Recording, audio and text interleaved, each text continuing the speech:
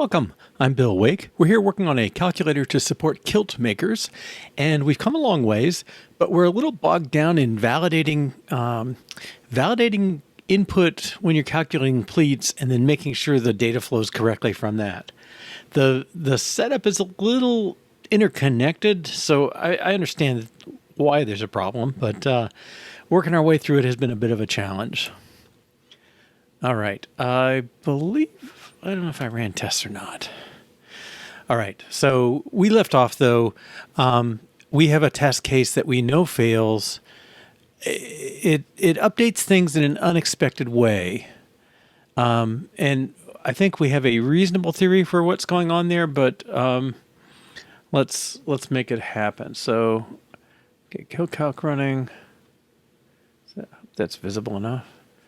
All right, so if we put hip 20, set to 6, okay, it should do, by default, it says 1/3 of the set is the natural pleat size, which is 2 inches.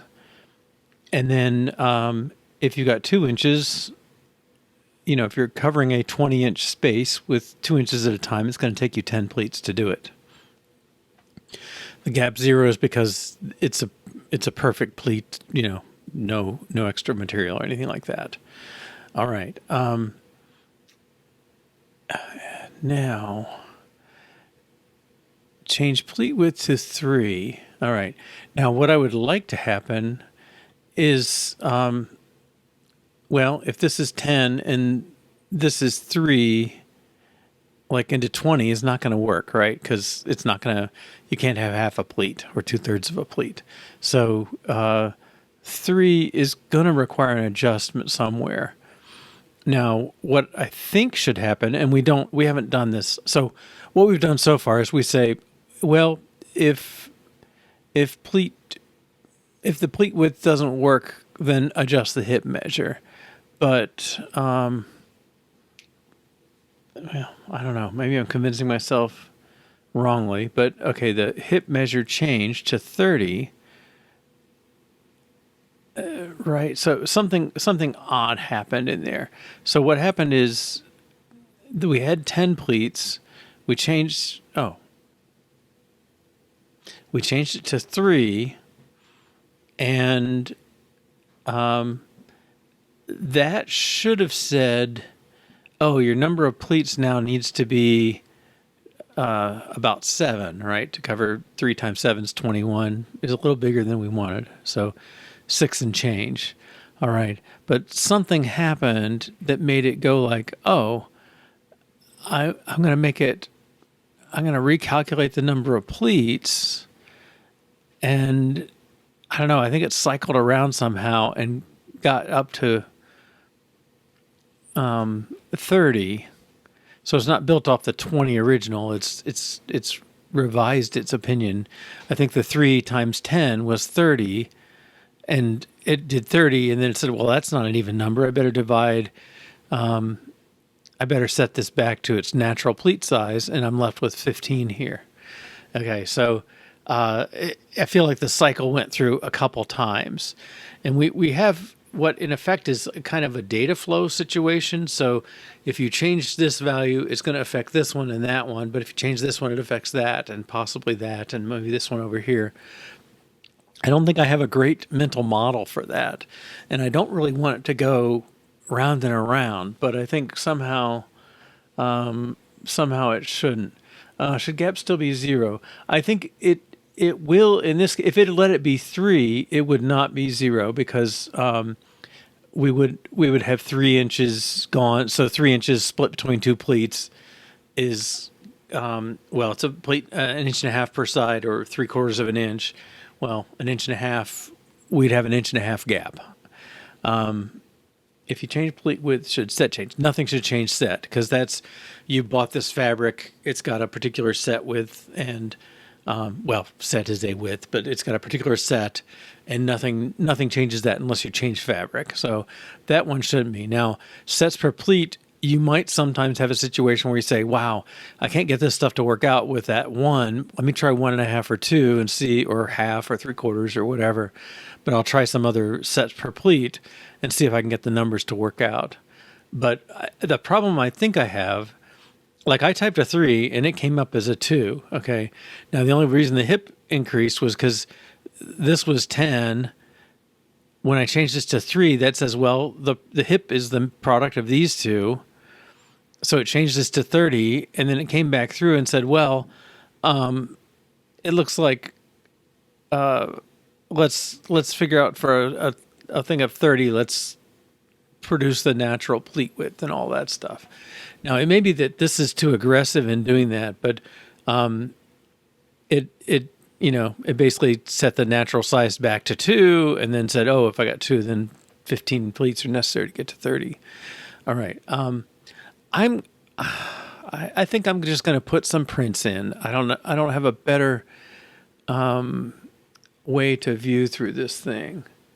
Yeah, set and sets per pleat should never change, and we prefer not to change hip, but some pleat measurements and stuff might make that a requirement. That sometimes you just need it to change.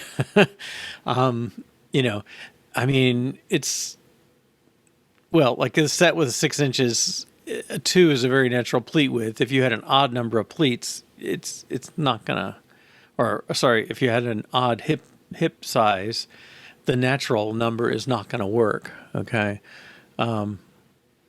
Let's try that. I don't know if I can.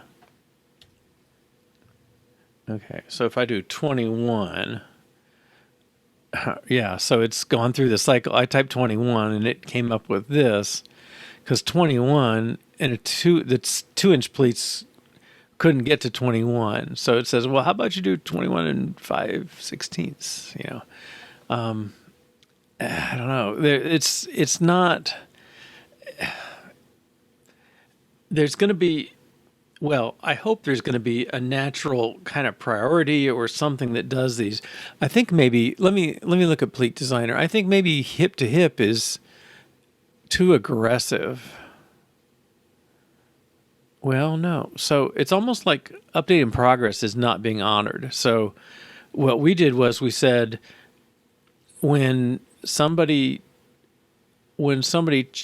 changed something, if we're not updating progress, then go ahead and adjust the other measures. But we do that up here.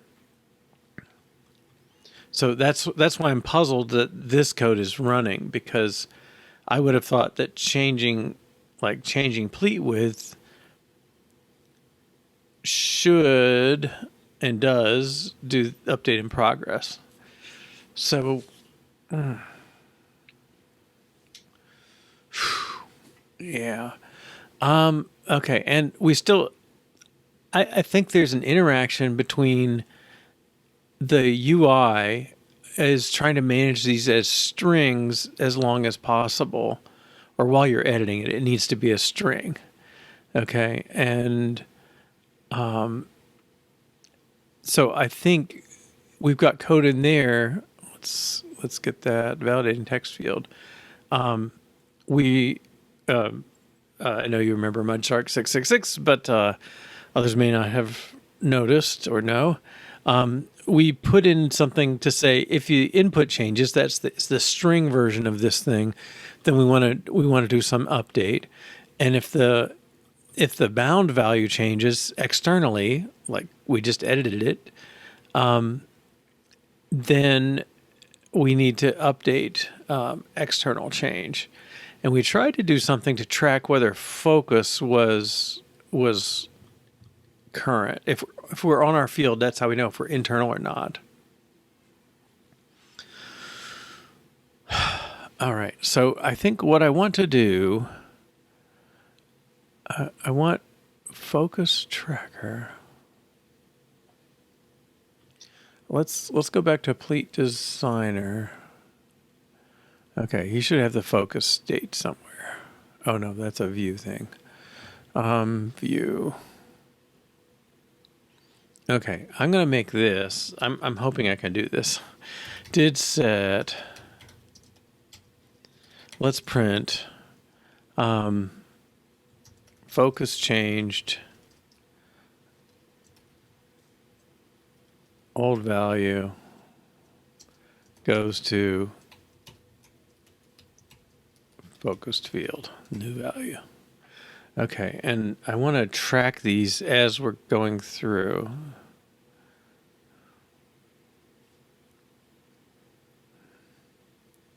I don't know, if it says nil, I'm okay.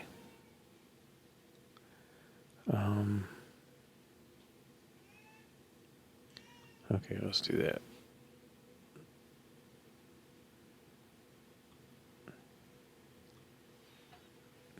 Okay, so a little bit of debug help there. Let's pull this up. Okay, so I'm going to run with this.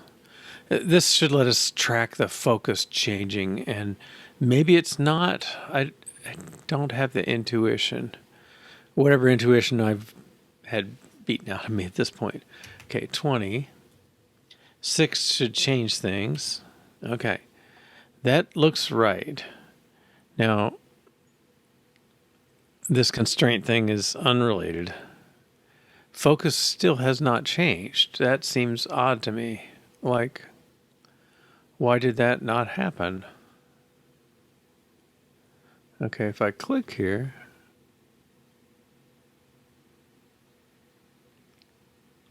I'm not seeing anything. No.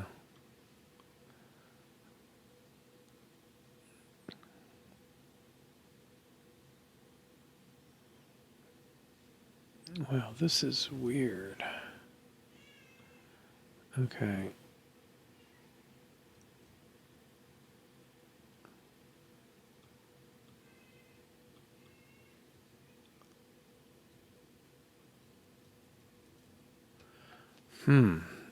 So this is never triggering.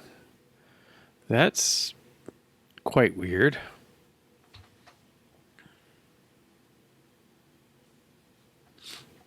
I mean, if that's not triggering, how do we expect this to trigger? Sorry, this to trigger. He's supposed to be pointing to that focus field. Okay. And our updates, look at it. Okay, I'm gonna, and let's put the label in here.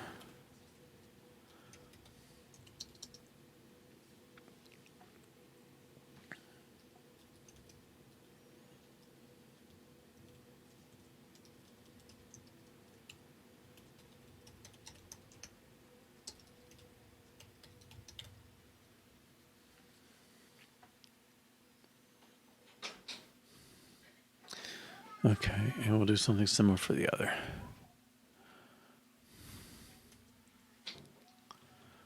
Internal. Okay.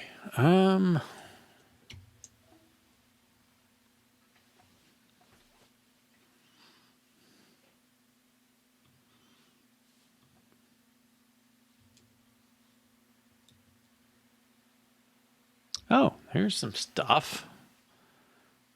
Update external to hip. Value nil. Focus store value nil. It's like it's never being set. And yet, okay.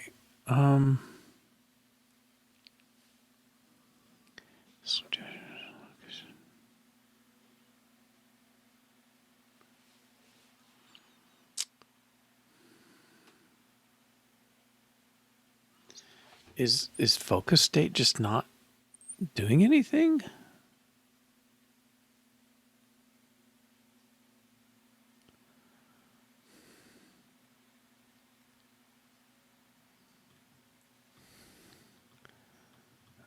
Pleat view focus state.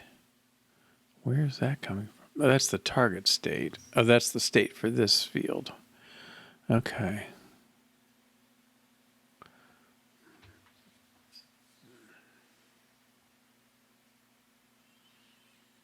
All right, I'm going to pay more attention. Okay. So I would have expected a focus state change at this point, but there is not. Okay, here's 2. Okay, so 2, we called update internal, which makes sense because the input changed. And maybe this should be dot wrapped value.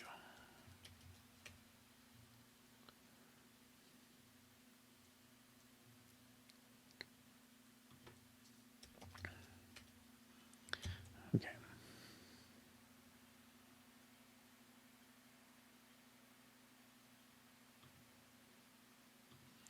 All right, so a 2, focus is nil, focus is nil. All right, so we're getting, well, in the update for external change, we'll get the internal notification. Okay, we get the internal first in this case. Hip measurement is 2, so on change input performed update for internal change. So we got the message focus equals nil. Now, I would not expect that. Did we not set focus? We did not. Oh my goodness. Okay, I think we have this in our to-do. Focused. We talked about putting that in the view. Did we put it in the view? It may just not fit there.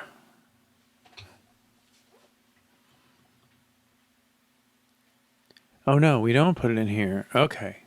Oh, golly.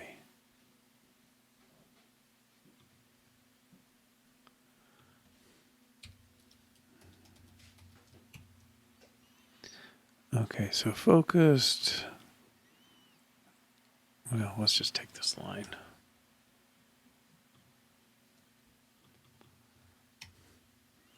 And it's not hip 2, it's focus state. Yeah.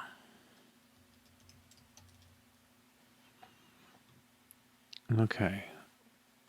Dollar focus tracker.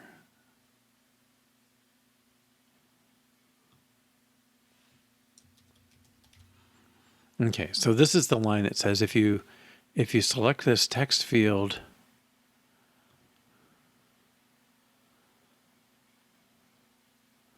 you should change the state to this. Focus tracker, not in.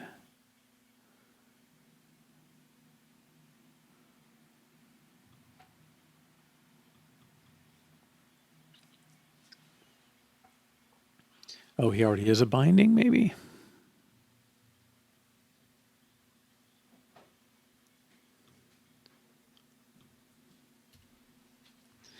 Okay.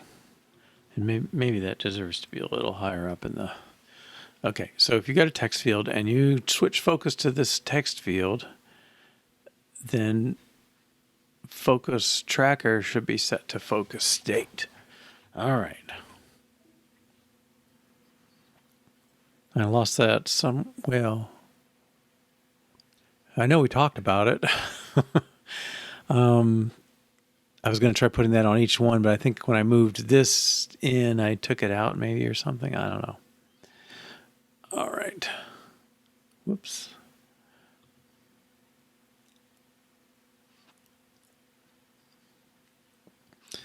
Okay, so I type 2. Internal is hip to hip. Update. Okay, this is looking more like I expected for what that's worth. Okay, so now 20. Okay, and focus is always hip to hip. I hit tab, it should switch. Okay, and now when I type 6, it should be on the set. Good. Okay, but notice what's changed. Yeah, this is the kind of thing. All right, so we updated internal set and external pleat width and external number of pleats, and then update external set. Like we're still there, but we kept going. I don't know. That's what I'm talking about, that we're going through the cycle twice. Okay, so updating set internal, we just type the character 6, and it's going to change that value. So the update internal printed our message, and then it bound basically the value we said we wanted to produce. It sets it to that with an error message if it's invalid. That is triggering this external change because we're monitoring other fields. Now, how's that working? Yeah, because the pleat width has the change monitor for pleat width. Okay, the pleat width text field. And he says, oh, wait a minute, I see, because you set the set, we updated the pleat width and the number of pleats, okay?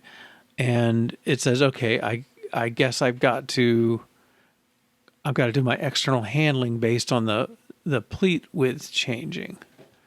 Okay, and in a sense, that's good. Yeah, so we're on the pleat width, but it's saying I got an external change while focus was on set. And so we say, well, if the focus, if we were on set, we wouldn't want to update the external change thing, but we're not on set. So what we want to do is format the value for pleat width and no error message, and it's fine, okay? And then it does the same thing for number of pleats. Okay, so again, its focus is not number of pleats. So it says, I'm not trying to update set. I'm trying to update something else. So is the value nil? No, it's not. It's 2 or 10 in this case. All right, but then somehow we're getting a notification about set.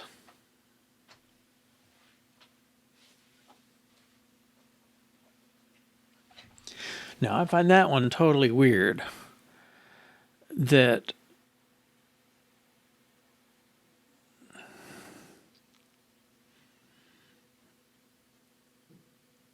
I don't understand how we're getting...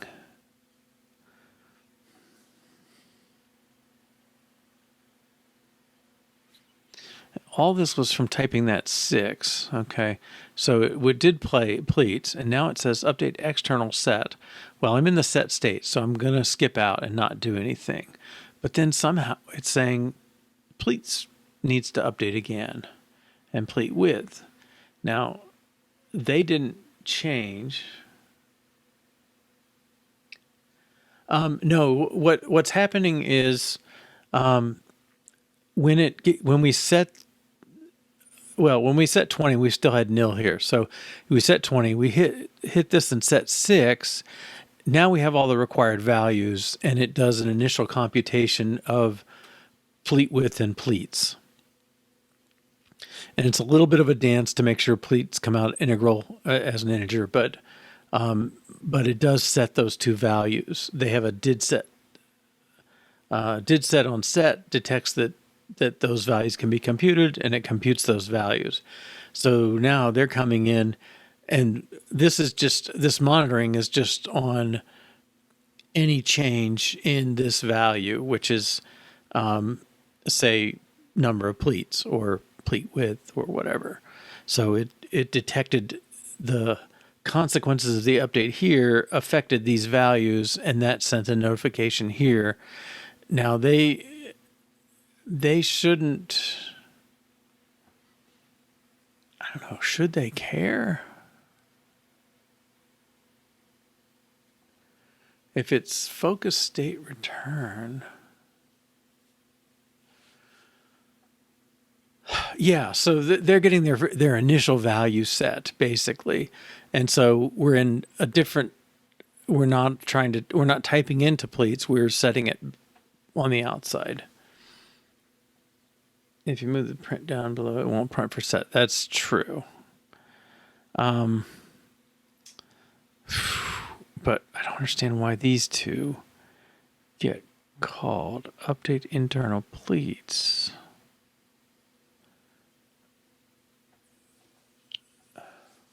Oh, that's because this sets input, and now that's getting changed as a consequence.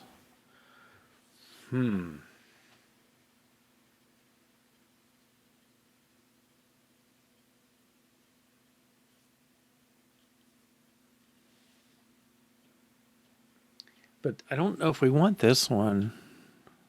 See, we used to have the corresponding opposite, and maybe we still should. If the focus state is not focus state return, so if somebody else updates our internal state, we just want to go away. And maybe you're right. Maybe from a debug perspective, it might be nice to know we're actually going to update it. So I think now we know the focus is right because I now set it. Okay. But we're going to put our debug print, our good old printf, is going to be after the state thing. So I think these two, some of these will go away. I believe this should go away too. Okay. But I think it's correct to be notified. It's just not correct to change it. All right.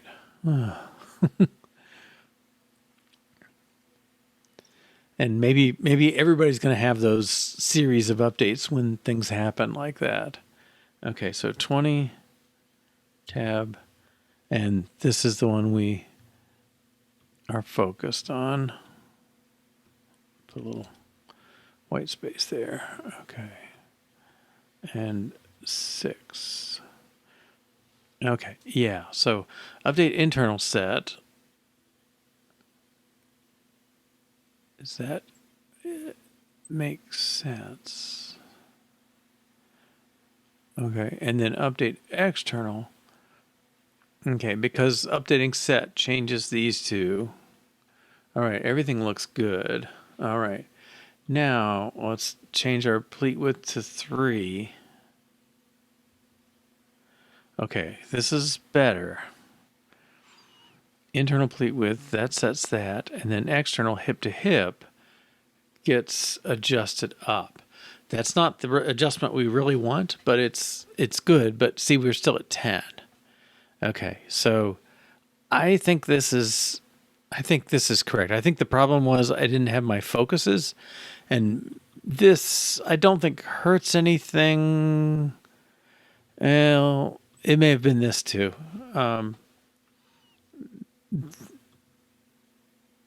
This introduces the instability of being able to make a change that affects itself indirectly, changing it again indirectly, and so on. We don't want to be in that cycle. Okay, but I'm not happy with that part. But let's change it back to 20. Okay, we put some work into pleats. Let's go there. And this is one we've been bouncing around on a bit, but number of pleats. Where are you? Pleat count. Okay, so here we say basically if the pleat width is not nil, we're going to bump up the pleat count. I'm sorry, the hip measure. If it is nil, we're going to force we're going to force the width to be to make the pleat count come out right. Okay, so if I change this to 5, pleat width is not nil. That still is not what I want.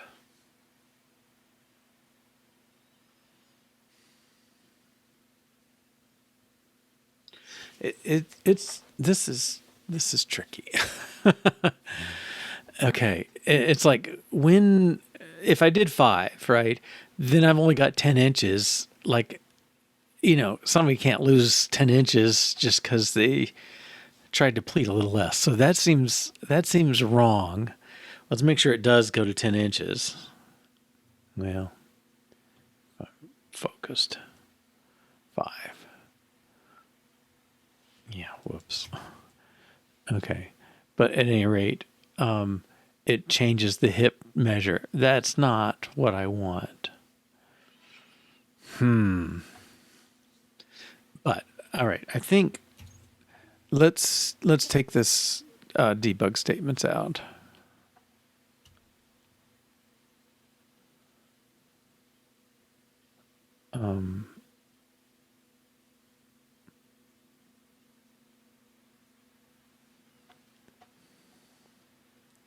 I don't know if that was because I was deleting things while it's going. Nil. Pleat width is not nil. I don't know. I don't think that was a legit thing just now. Okay, hopefully I'm not ignoring a real problem. Let's run tests. None of this stuff we just did should affect tests. Okay. And let's run it as well because it's more of a UI thing. Okay, 26. Now, if I say, give me more pleats, I would like...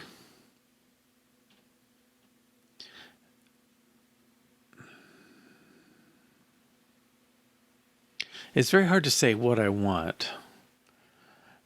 If I said 20 pleats, I would like the pleat width to adjust to 1 inch. Yeah, I mean, that's the question. What do we want? I mean, the relationship is always pleats times pleat width equals hip, okay? And so if you change pleats, are you changing pleat width? Or are you just going to change hip? Or what's the deal, If I change pleats to 5, I'm just going to do it. Okay. It changed the hip size to 10. That just seems... That's just not right at all. I mean, if it bumped up a fraction, I mean, if it went to 21 or 19, I would buy it. I think what I want to happen, I mean, I kind of want pleat width to be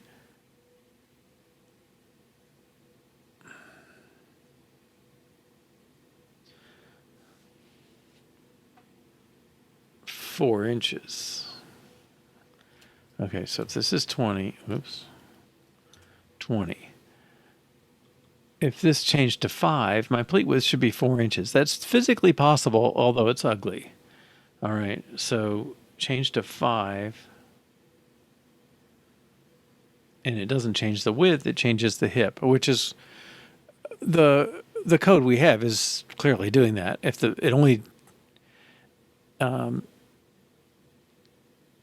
changes the hip when the pleat width is already defined. But I think that's wrong. Yeah, it probably hip size adding fractions. I mean, I definitely have seen situations, or my wife has described situations to me where it needed 1 inch extra in the hips, and there's a design stage we haven't dealt with. That I'm calling apron/pleat. You're sort of define the shape of it, and what happens is the ideal shape is kind of like a kid's version of a house, right? It kind of goes that down and then straight down the sides, or a little bit puckered out, but not a lot. like that. Now, some people's body type, like Humpty Dumpty, right? His waist goes like that. He is not a triangle shape. He's kind of an in and out kind of thing, And if you came in like that and then straight down, it looks bad. Okay, basically. And so what they'll do is you try and make the design so that you'll increase the hip size and maybe try and get him an inch bigger than the waist. So if he was, I guess, Humpty Dumpty, he's a 40-inch hip to hip guy and a 30-inch true waist, or he's 40 inches at the waist and 20 inches at the legs, at the hips. Okay. They would bend it out, maybe even put padding in to pad it out, to make it go out more. So it would look a little bit of a lean, and that might be several inches. They don't like to do more than 3-inch gap, but like you've got body types, there's the Humpty Dumpty, and, other people are very, what do they say, pear-shaped, they got a fairly narrow hip or waist and very wide hips. Okay.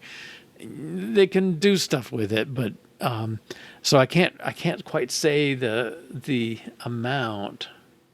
Can't get the exact value. Should adjust to make a partial pleat fit. Yeah, I think that's true.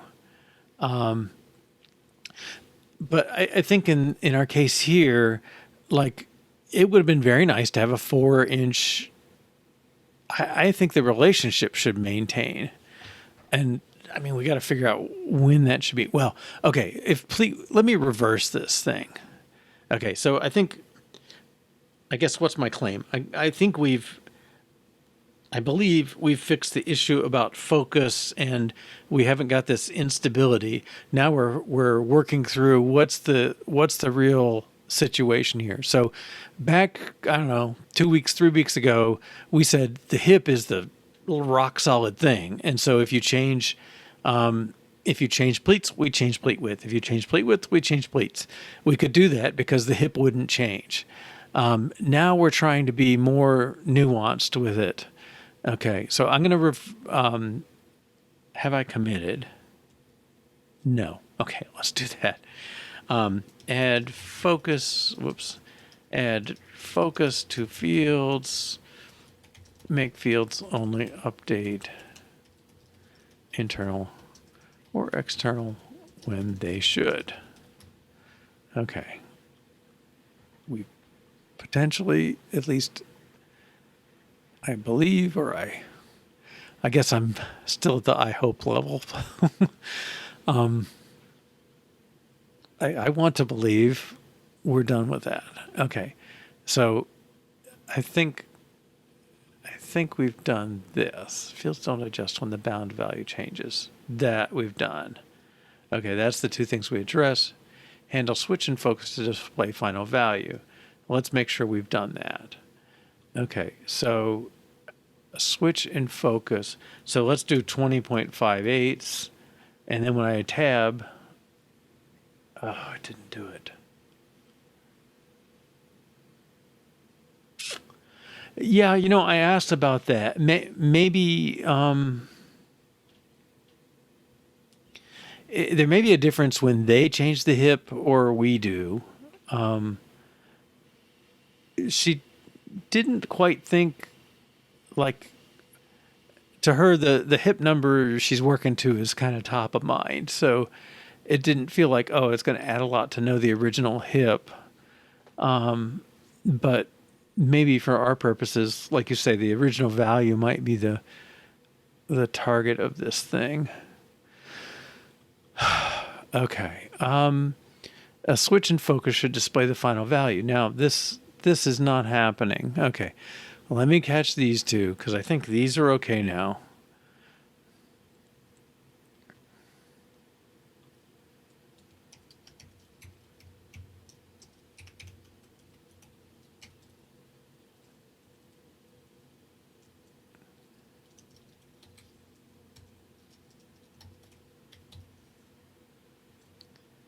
Okay, and the thing we did was add focus tracking back to each field. So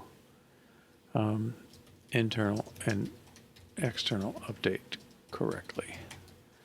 And then this is sort of a subtopic, and this is sort of a subtopic. Ugh. Okay. Now, switch and focus. Okay, I do want that. I don't know why it's not happening. Okay, so we'll take a peek at that, and then we're going to work through these calculations again. It's just tricky to get it right. I mean, here, 2 1/16, it displayed it correctly. So it's sort of the difference. We got the input on the text field. Let's see, go down. Right, so here's the text field. Input is a string, and this is the string people are editing. When we leave,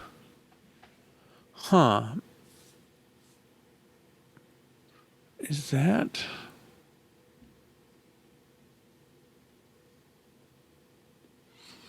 Maybe we don't have a chance to know we've left the field.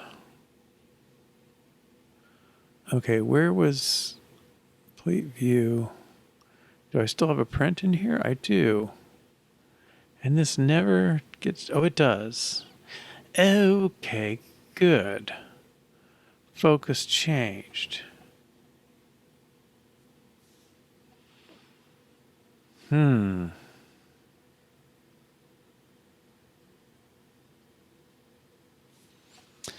Okay, so we are, I did get rid of a print, I guess, but we are detecting the change in field shift. Can we use that?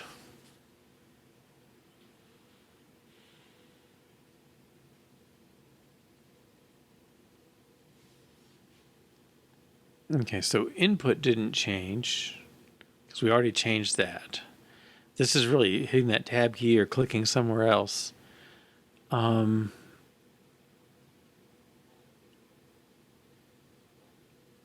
know if it's changing focus field. Okay. Yeah, I think that's maybe what we got to do.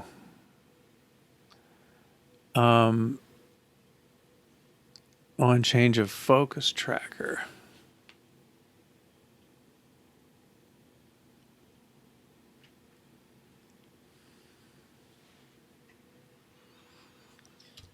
I don't know. This is a lot of mechanism. Focus tracker's wrapped value.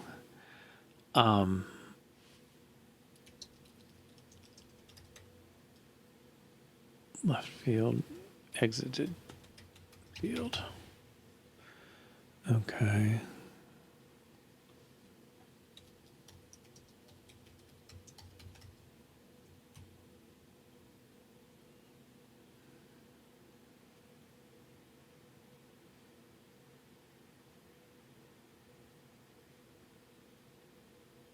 Update for internal change.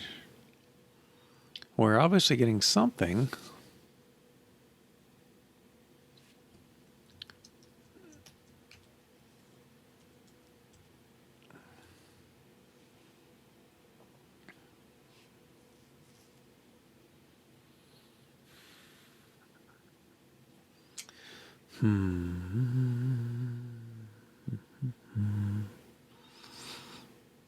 Is it going to complain? Yes.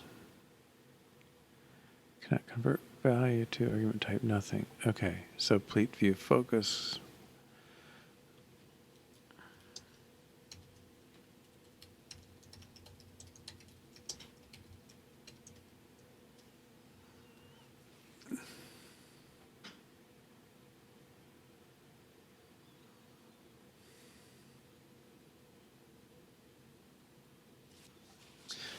It's hard to know where we're going here. If new focus state is not us, then I'd like to know the old and the new. Yeah. Previous focus state. Ugh.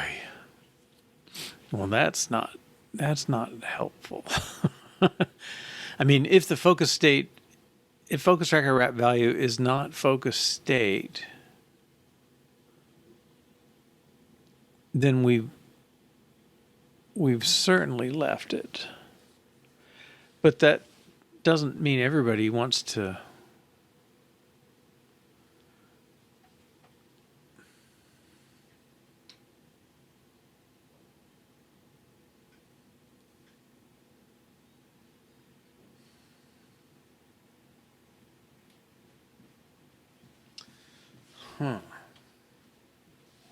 Okay.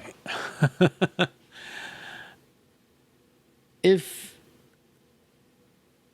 we are called and focus state is not us, then we must have left. But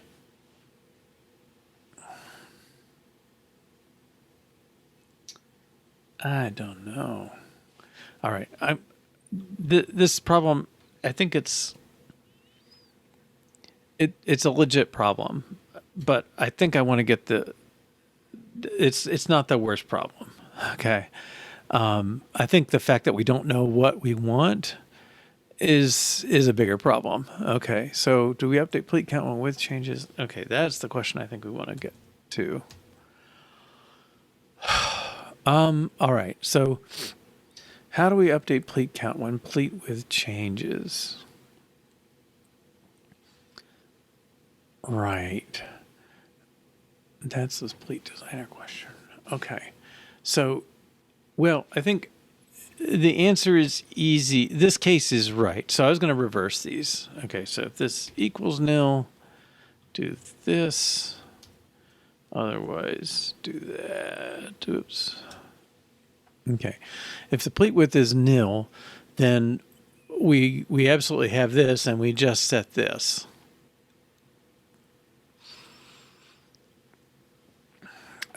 So we can adjust pleat width. Now, if pleat width is impossible, okay, yeah. So let's say we want. Let me run it. Okay, I don't think that it covers a different test case, but I want to think through this one first. So here's 20 and 6. All right, that's fine. If we said, let's make this nil. And if we said we want 2 pleats, then they got to be 10-inch pleats. It's not possible. Okay, so it's too large gap, and it's actually even an impossible gap. Because you've only got 6 inches of fabric, you can't stretch it into a 10-inch pleat. Okay, so that value, I don't know. I feel like pleat width should be complaining about something. Let's click in it. Do we get an error? Why not? I guess we don't check. Where's that smaller? We did a smaller test. Pleat view. Okay, so the validator was positive smaller 2.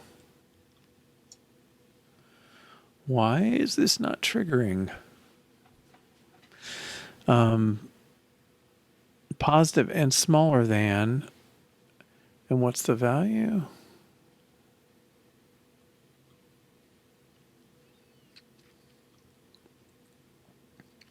Pleat fabric. Pleat fabric is set times sets per pleat. So I would have expected validator to kick in. All right. Now if I type 10, yeah. Okay. So something's still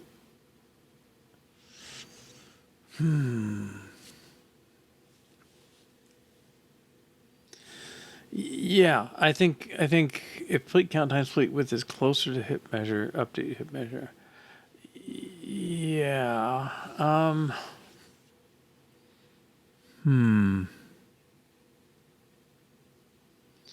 See, this one is impossible, so that's why it bugs me. So this that catches it, but if it's nil,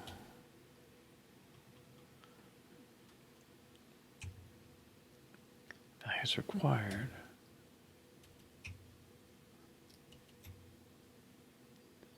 Yeah, we're updating hip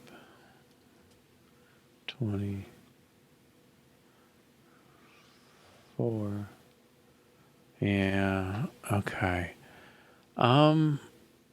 Yeah. So, okay, so I'm back to we don't get validation unless they actually enter a value there. There's maybe this is all right. I keep bouncing around. I'm sorry. If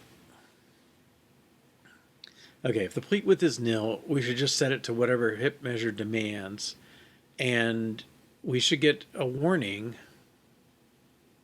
if that makes pleat width an impossible value. So if it's greater than or equal to 6 inches, then it's an impossible value. And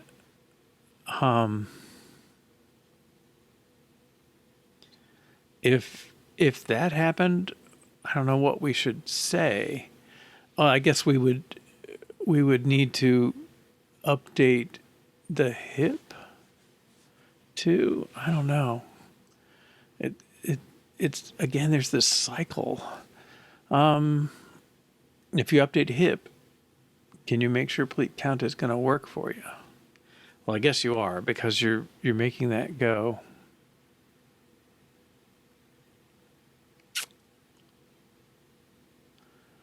Maybe my smaller should be less than or equal, and if it updated it to say pleat size 6 inches, then you could get to a 24. Now that's really weird. Okay.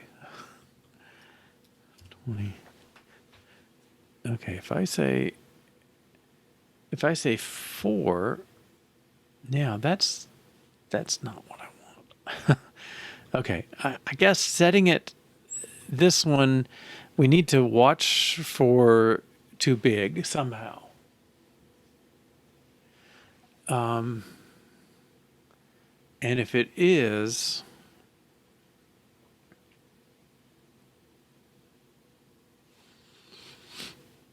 golly, I mean, how many cases is this? If the pleat width is nil, we want to set this would be the ideal pleat width.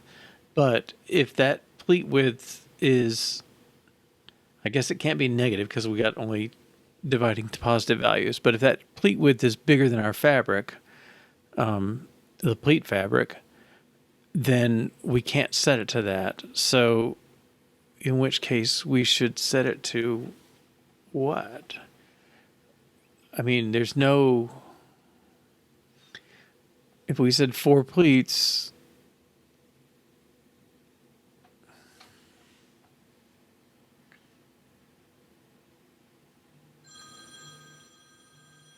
well, why isn't that 5, right? Okay, let me make it 2 pleats. Whoops.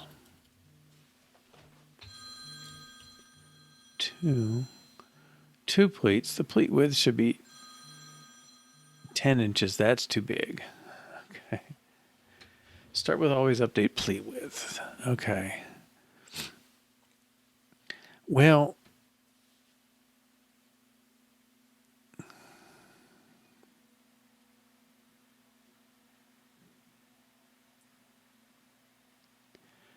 I would almost say if pleat width is too big, then we should take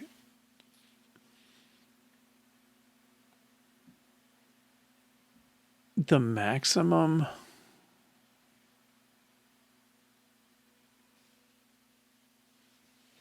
I don't want to adjust my number of pleats because you just typed it. That feels weird if you do that. I want to keep the number of pleats and set pleat width to its maximum, and I guess change hip to hip to that. So in my 2 case, the maximum would be 6, change the hips to 12. It really is a big change. Okay, now let's take the other side. If hip to hip equals pleat count times pleat width.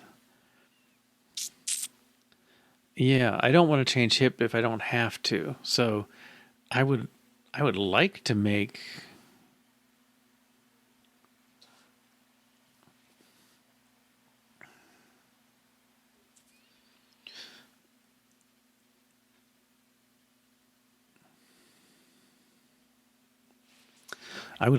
pleat width equal hip to hip divided by pleat count. But if that's too small or too big, then we got to do something else.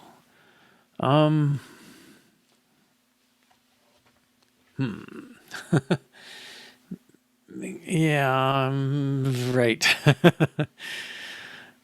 So, can I call this out? No, can't. If pleat width is nil,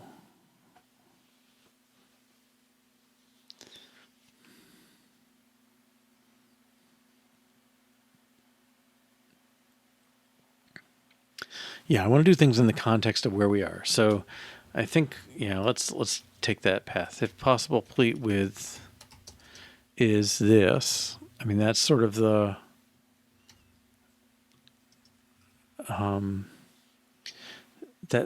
change we want.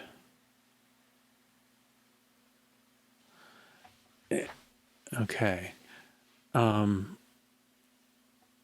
If the pleat width is nil, then yeah, assign that. If it's not, no. I think that's the thing we got to check.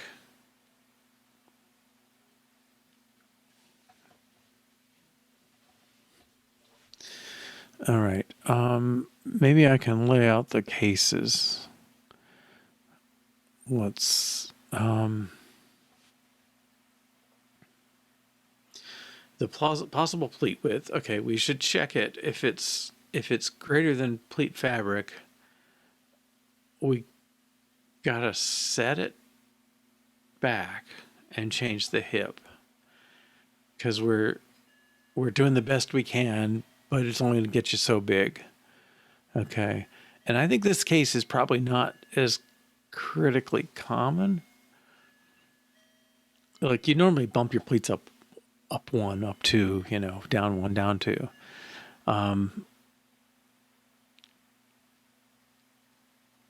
But, okay. I guess I'll take the rule that what you type in should stick if it's physically possible. All right. Now, if the possible pleat width is greater than the pleat fabric, then we'll adjust hip to hip. Okay. If it's, well, can it be too small? I don't think so. Yeah, okay. I think we can articulate the tests for this.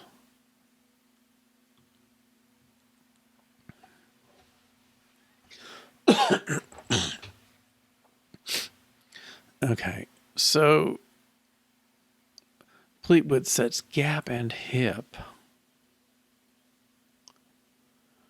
That one feels wrong. The gap part is fine, but okay, if I set the set to 5 inches, the pleat width to 2 inches. Okay, when I set the set, I get 1 2/3 dividing this by 3 is my default pleat width, and how many count? 1 2/3 times x equals 20.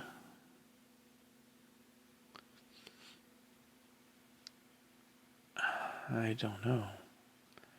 Well, it's times 3, it's 5, so times 12. Okay. Pleat count gets set to 12. And you set pleat inches to 2. That should not change the 12 pleats, should it?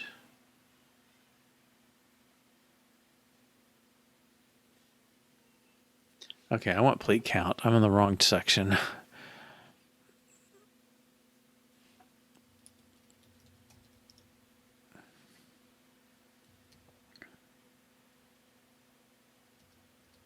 Okay, set pleat count. All right. 20 and 5. And then that gives us 1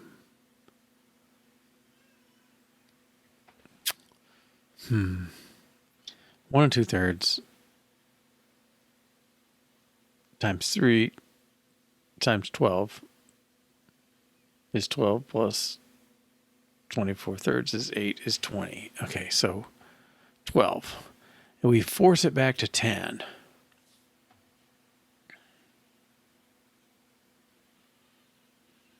Then I would like the pleat to be 2.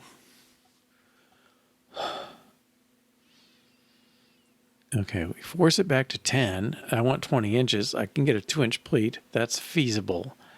It's not bigger than 5. Okay, so pleat fabric inches 5, yes. Pleat count 10. Pleat width as double should be 2. And we don't really have to worry about accuracy if it's a nice even number. And the hip-to-hip measure should be 20 still.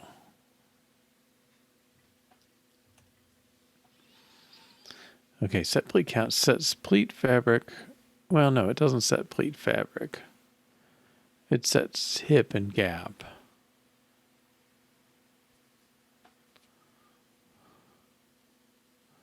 Well, it sets pleat width.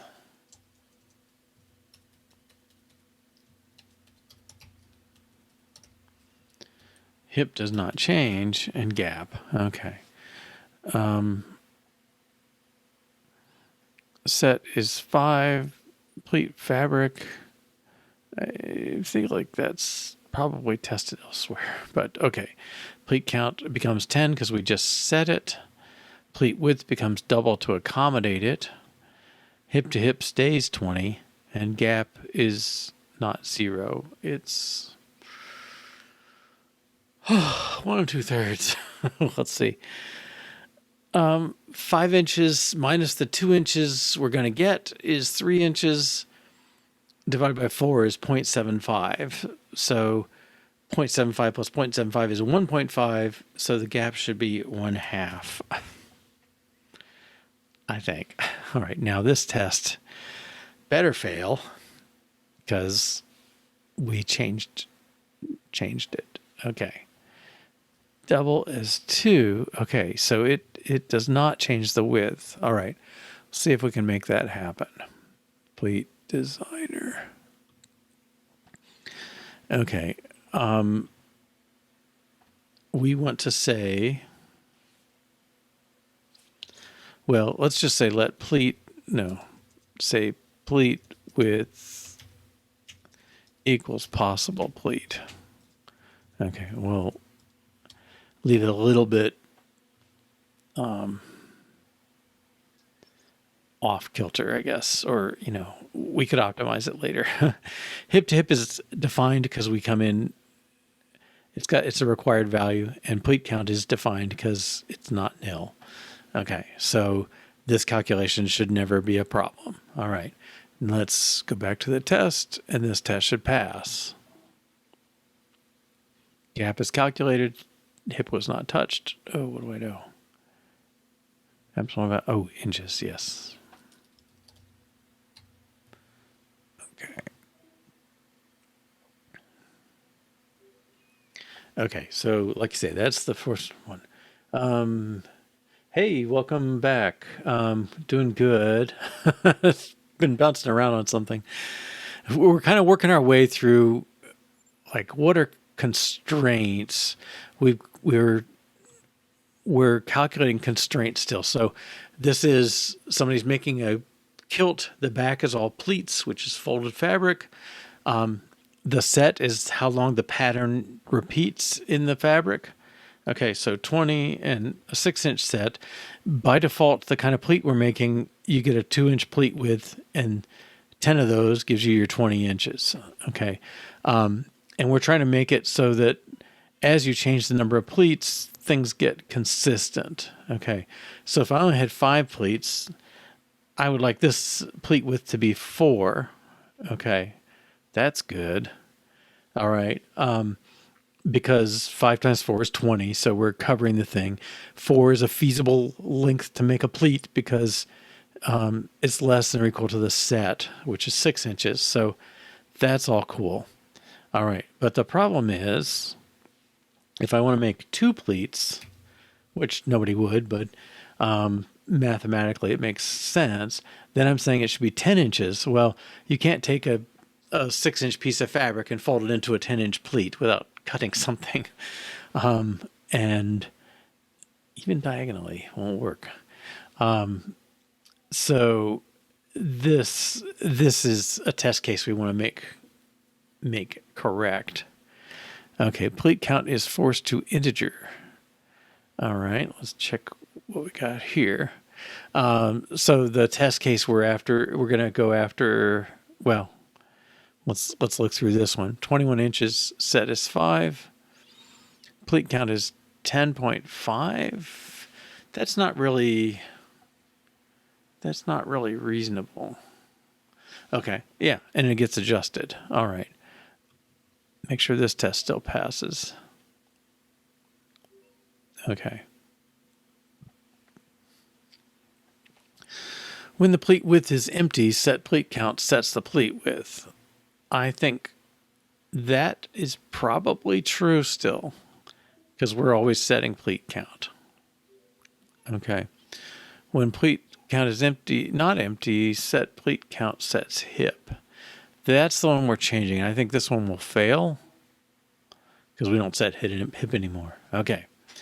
Now, the question is, when should you set the hip?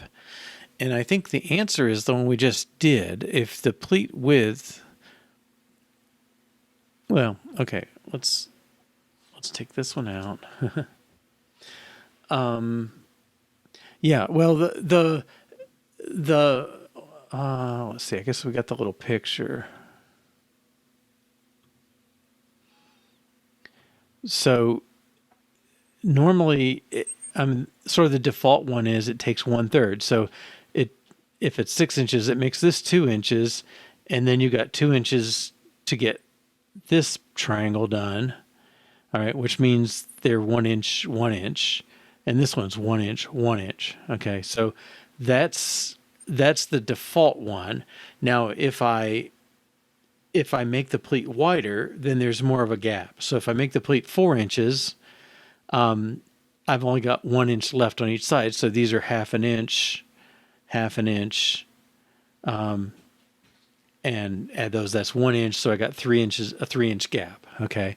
Now it's a 6-inch piece of fabric. So if I did 5.99 inches, I would have a 5.99 inch pleat and then a whatever little teeny tiny bend in there.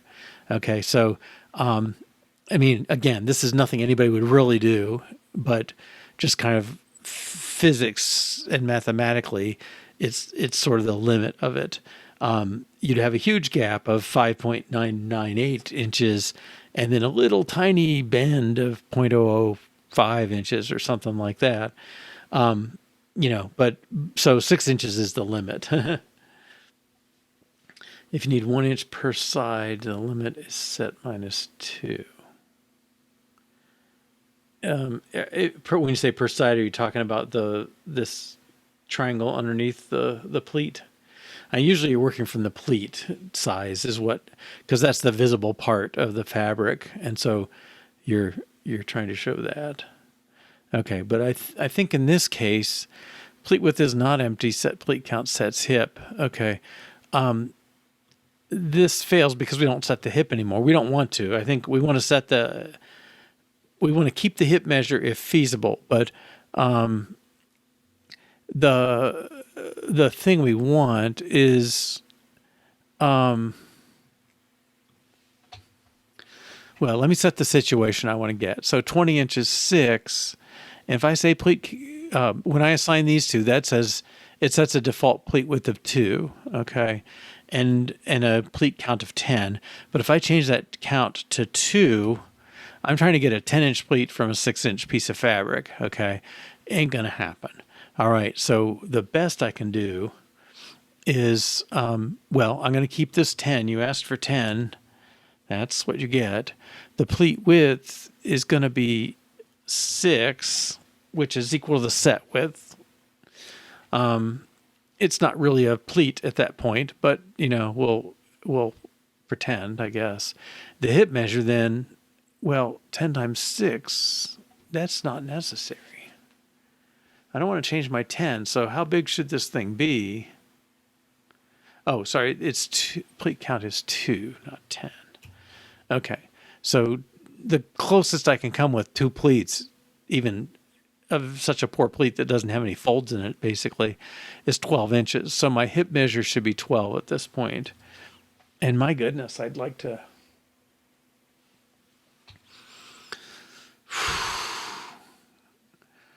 I mean, I don't know.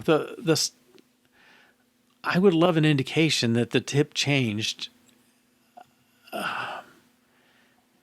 and an indication that it's kind of like not anywhere near what we wanted. But I think this is the behavior we should have. I mean, really, I don't know. I'm deep enough on this part of the project already, but I would love it to be that when you change pleats, it changes pleat width and it changes hip in this measure. In this case, I would like this to be green and this to be yellow and yellow or something, or maybe red if it's out of range, you know, or something. But I think this is what we would get for now. So this case is, if, let's see, well, it's set pleat count when, required pleat to large sets hip. Okay. And I think this is still failing, but that's feasible for us to do in our pleat designer. Okay, so if pleat width is greater than pleat fabric, okay, sorry, that did fail, right? Didn't run.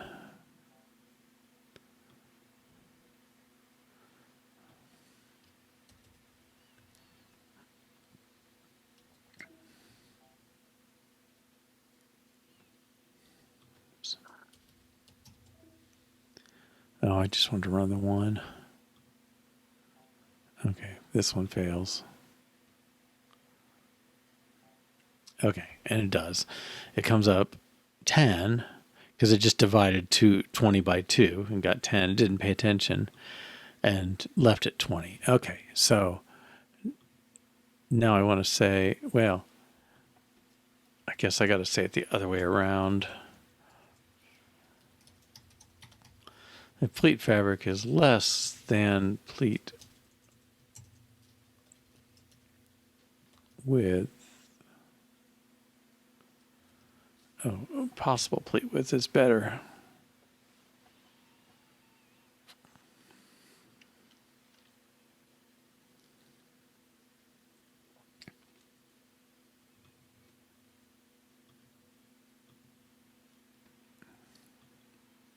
Okay.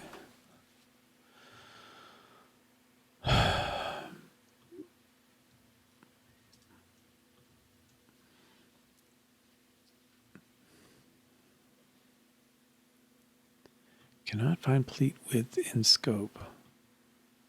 Oh, I think. Okay. All right. I'm going to reverse it again. If possible, pleat width dot as double is greater than or golly,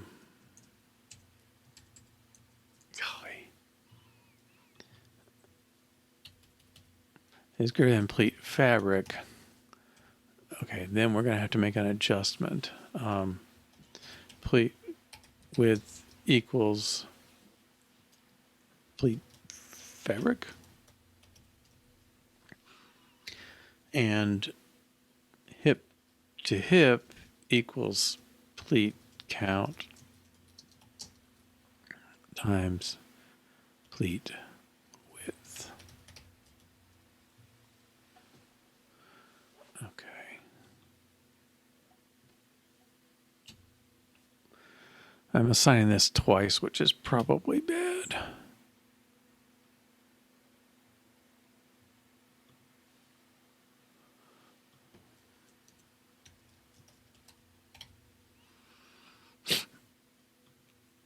Okay, let me break out those two paths. If it's less than or equal to the fabric, then we're going to assign it. Else, we're going to set it to the maximum and adjust the hip.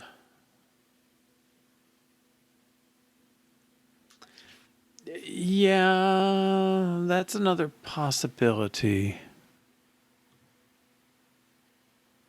Not optional.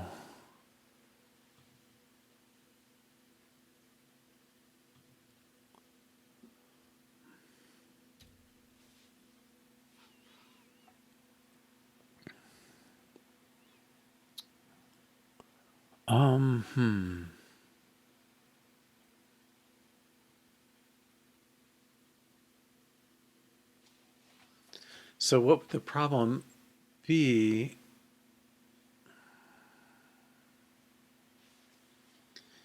And the error is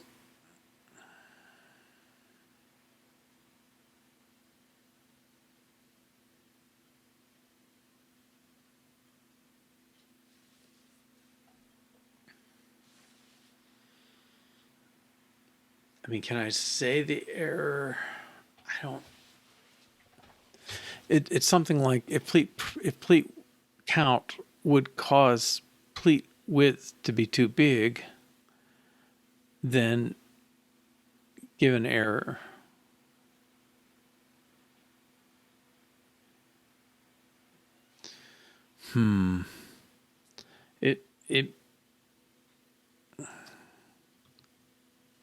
Let me run tests. I think this is doing it. Okay. Let's take this. Okay. So make pleat count adjust pleat width and hip measure if necessary.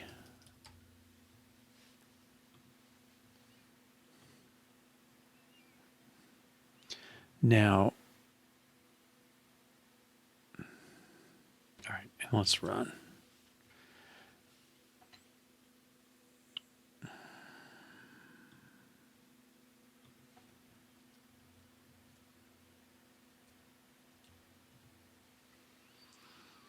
Okay.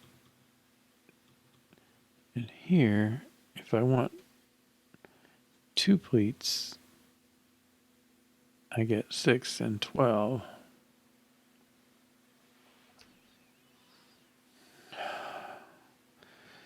Validation is such a pain.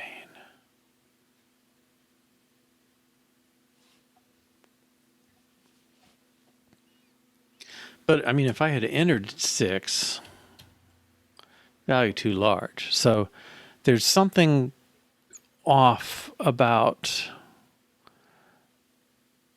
this. I don't think it's wrong. I think it's just that, well, maybe it's this focus thing. Like if the focus shifts, no, it's not focus. It should error right away. I think the problem is this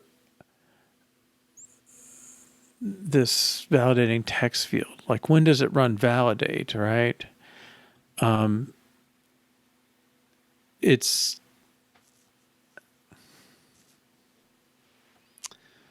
well, it's in update bound value. Okay, so where's update bound?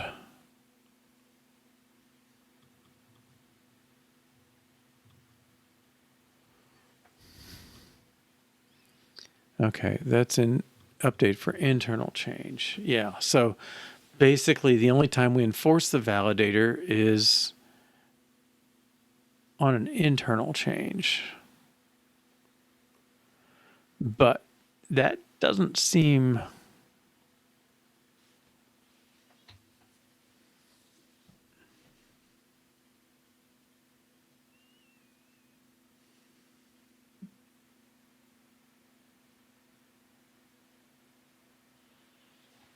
Maybe this is wrong.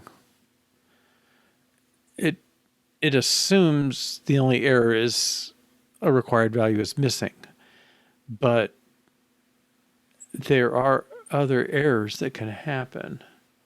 Now, most of them are like, it's got to be positive. Well, nothing we do would change the positive nature of it. So it's really this case is the one that's really going to show that gap. Okay, so let's add that.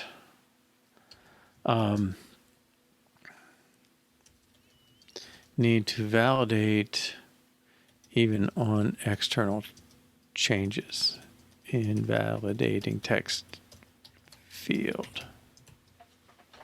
Okay. And this one, I guess what we've been doing is make pleat count, update pleat width, and possibly hip measure. All right. And what we're doing is check for pleat bigger than fabric.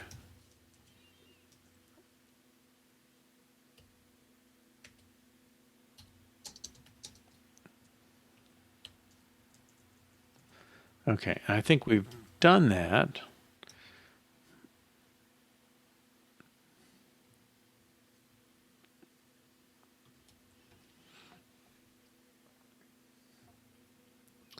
Okay, but now I want pleat width, update pleat count, and possibly hip measure.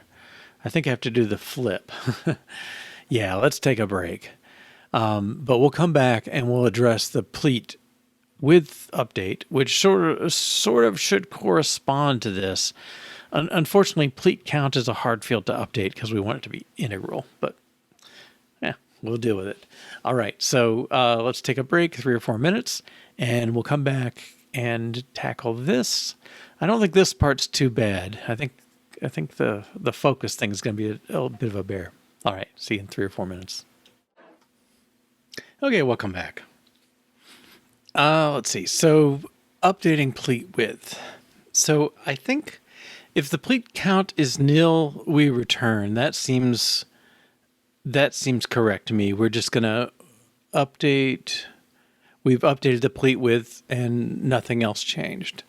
Okay, if the pleat width is not nil, sorry, pleat count is not nil. All right. Well, the easy way is what we've done here. We just say, well, you changed the width, let's change the hip measure. But I think it would be nicer if we minimize the change to the hip. Yeah, if pleat width exceeds or equals sett, that, yeah, I mean, value too large, it maybe is, Yeah. No fabric for fold. Yeah, something like that would be a better message. All right. Let's let's make a note.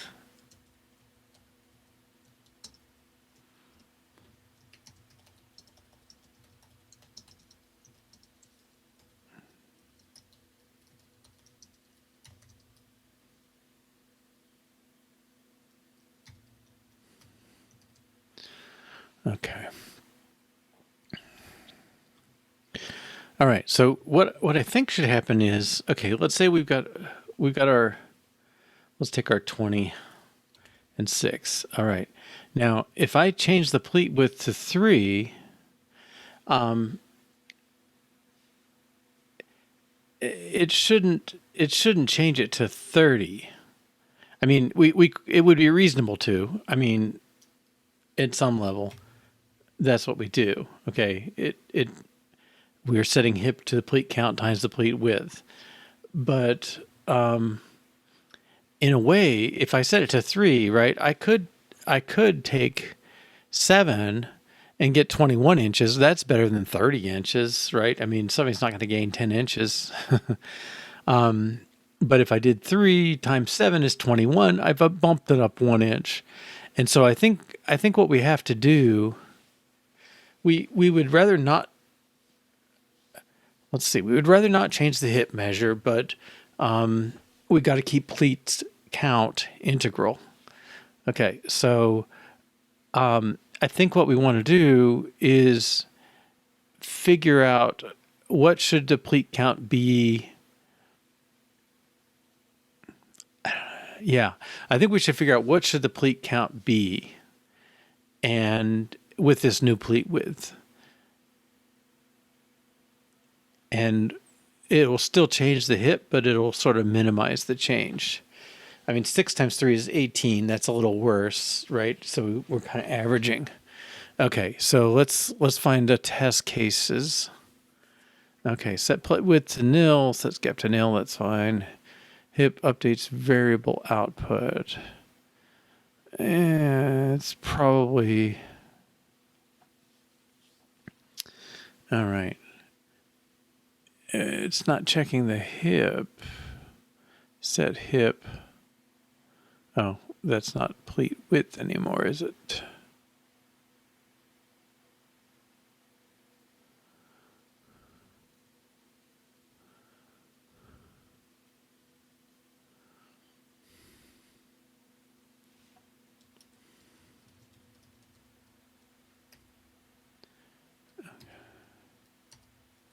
I'm looking for it in a test name. Okay, pleat width is missing.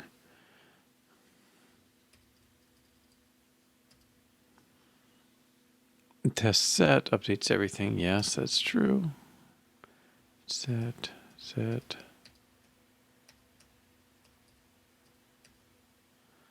Pleat width sets gap and hip. Okay, yeah, this is the place I think we want to change. Okay, so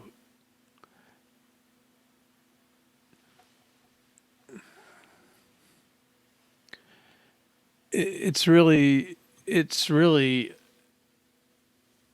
adjusts pleat count. I don't think we worry about gap. It's really the count and the hip that really matter. We'll make sure gap is right, but I don't think that's what we're checking here. Okay, so 20 inches. Let's make this our usual so I can do the math. It's 2 inches. All right, so if I set the width to 3, okay, that already was 2. So if I set it to 3, then it should be 3. Okay, I don't know what the gap is. The pleat count, though, I would say should be 7, and the hip should be 21.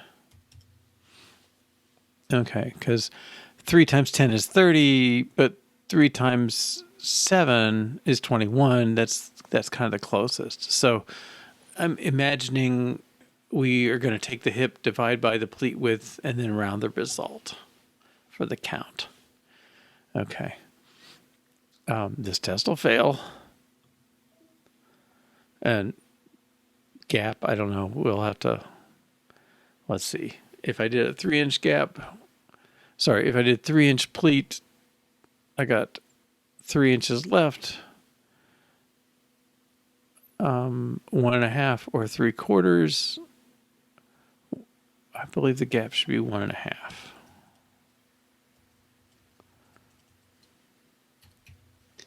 Okay. And that should still fail. Okay. Yeah. So pleat count is going to be 10 and this will be 30. Right. Okay. So pleat designer. Okay. So we know pleat width. So we know we've got the required values. Hip is there. So let's let new pleat count is going to be hip to hip divided by pleat width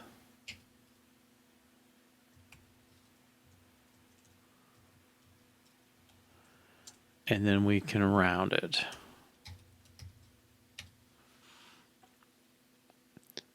Okay. Do I need an exclamation point? Yes. Okay.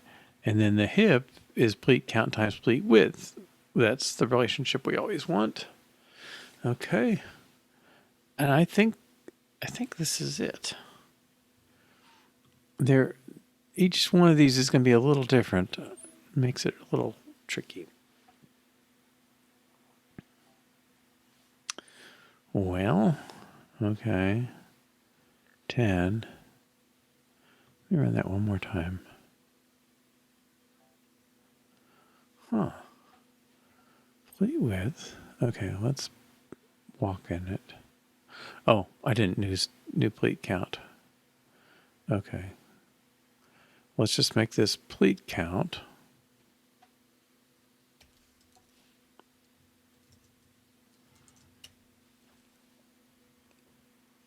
And then that. Okay.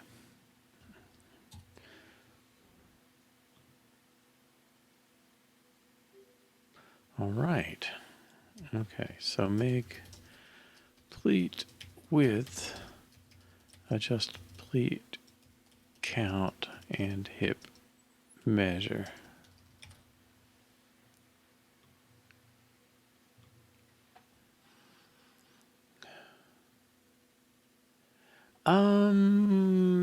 It could.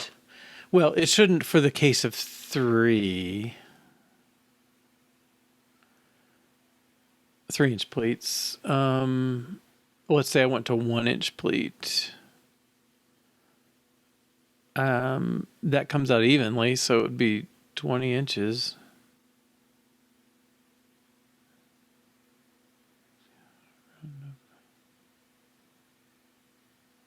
Yeah, I think the pleat count could be higher or lower depending on whether the pleat width was bigger or smaller, but I think we're okay.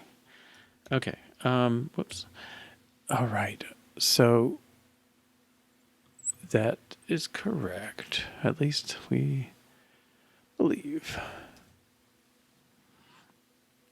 Okay. Now, value too large.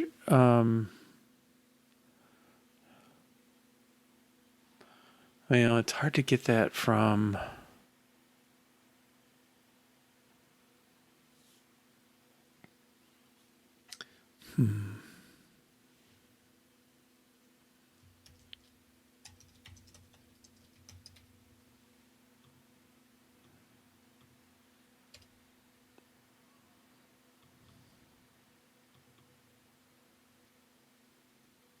Oh, we've still got smaller and smaller too. I don't think anybody's calling this.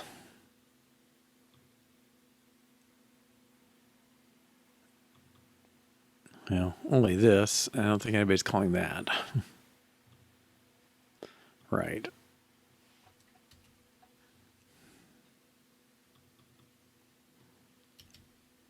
Okay, and so there's no reason not to rename this.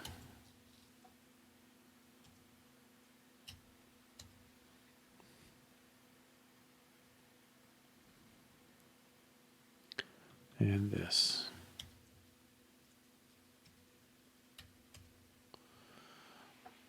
Okay.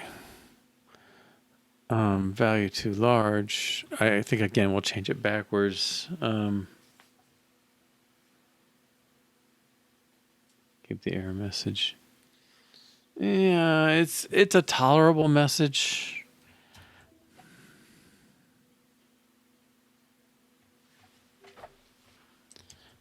But it's not our biggest problem. I don't know what that is. Something about this focus, I think. All right. Yeah, we'll just save that for another day. Oh, okay. Well, here's another focus thing. I kind of skipped over it quickly the other day, but in a way, see, the reason we have our focus the way we do, let's go back to that. The whole point of it is wherever this done button is. No, it's up here.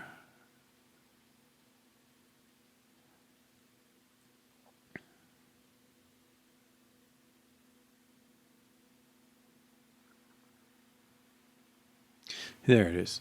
Okay. The toolbar, basically on the keyboard toolbar, we put this done button.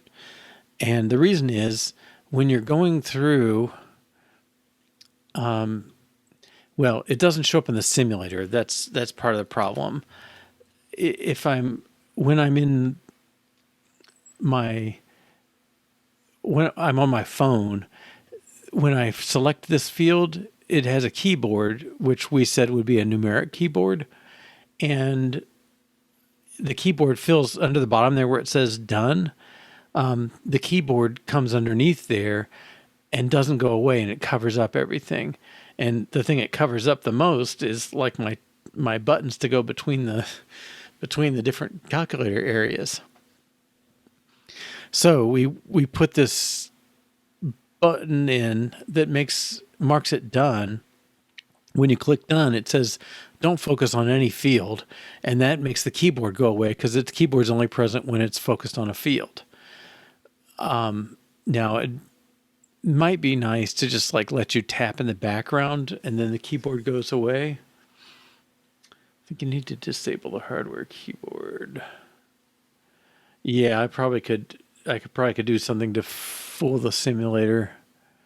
Let's see. Can I get a menu for the simulator? Oh yeah. Okay.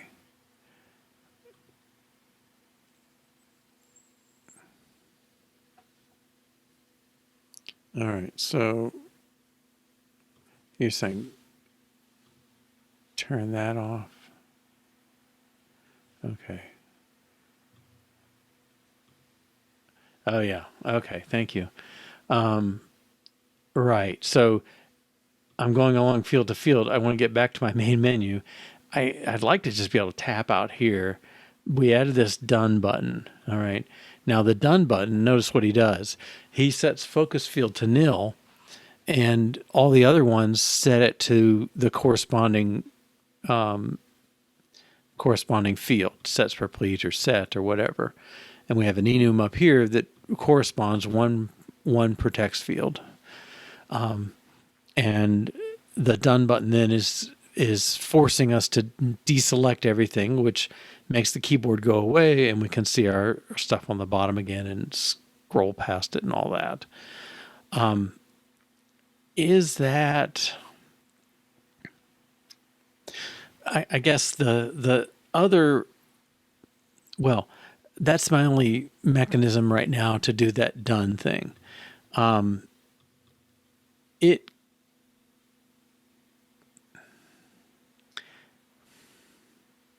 I think it's probably what we kind of have to do. There is another way to do done the focus though. You can have a focused that's basically a Boolean. Okay, so that's this one. and you provide a Boolean focus state telling whether this exact field is focused. And we could track that because we do need to know that at the field level. The problem we have is we also need to know at the global level, is any field focused? Now, I don't know. We could probably have them both. They both would reflect the focus state, but yeah, I don't know. If I didn't need that done button, I could make this very local and only let it worry about its own field. But I don't think we get to escape that. So I don't know where I'm going with that. But this is the point where nobody gets focused. Now, the problem we're having, okay, two problems, right? One is this one, and we have three problems. Okay, 1.2, okay, if I do point, that's detecting the error. Okay, that's fine. But I don't have my slash, all right? So let me turn my keyboard back on. Okay, so if I type 1.2/8, I got 1.2/8. That's the text version of our thing. Notice this, though, is got the dot in the center dot or mid dot or bullet dot or whatever it is. I would like to hit tab and have it compute that and display it in the nicest way. So let's see. So we got three problems. Handle switch and focus to display final field value. And then the other one I'm thinking of is we need a slash key.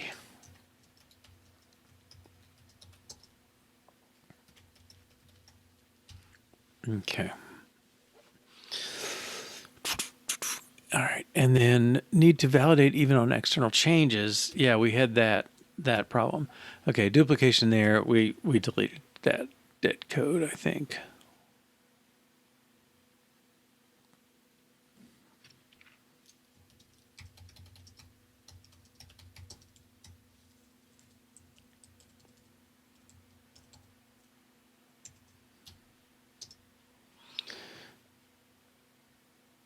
Okay. Yeah, consider this. Well, we can't do this when we need a global to force keypad to go away. Okay, so I would say I considered it and at least for now rejected it. Now, it may be that there's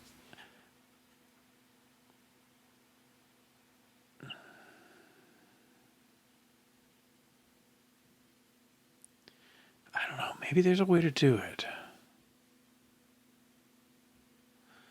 I don't think it's going to help any of these other steps we're talking about. Okay, we'll come back to it maybe. Let me leave the item up there. Because like it doesn't care if it's focused. It just cares if there is something focused. Okay. Switch and focus on displaying final value. All right. So the moment. Okay.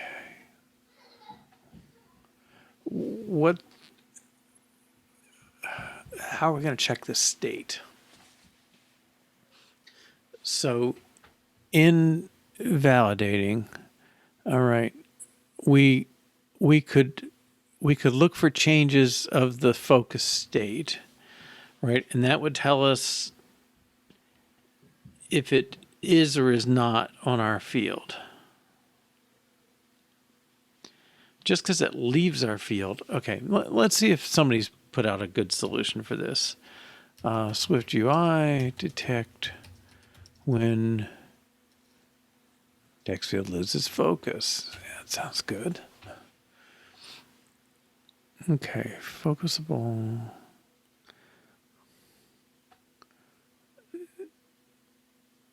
And that's old. Okay.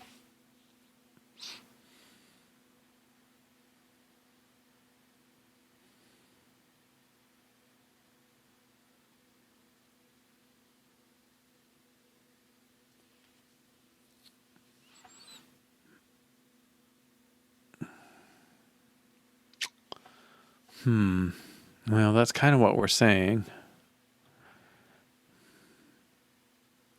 It really isn't the same thing, unfortunately. I get multiple focus, I get 100 renders.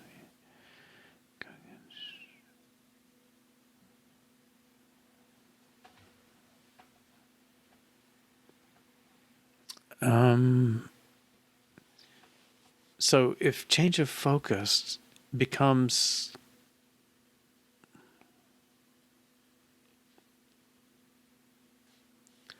well, this is that Boolean I was talking about. Maybe we can do it on this one. Okay, so if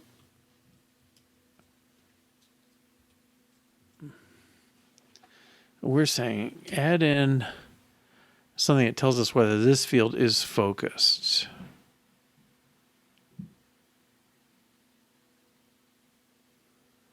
I don't know if it's going to like mixing and matching there.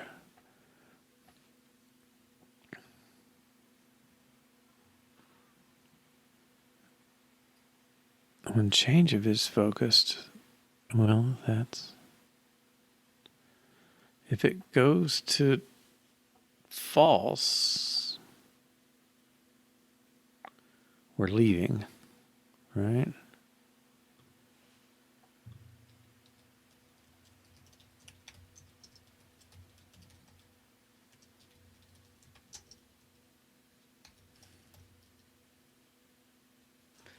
I guess I used exiting.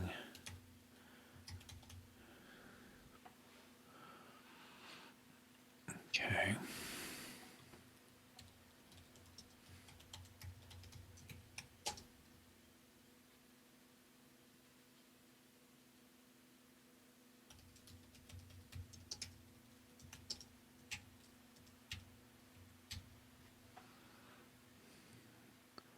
Is that happy? Okay.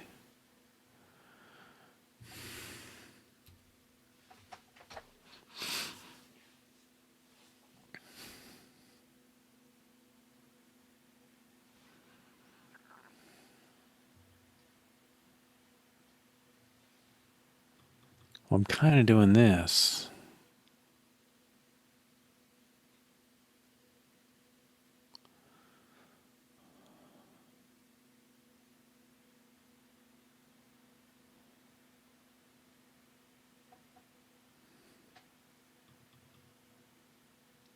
Kind of doing that.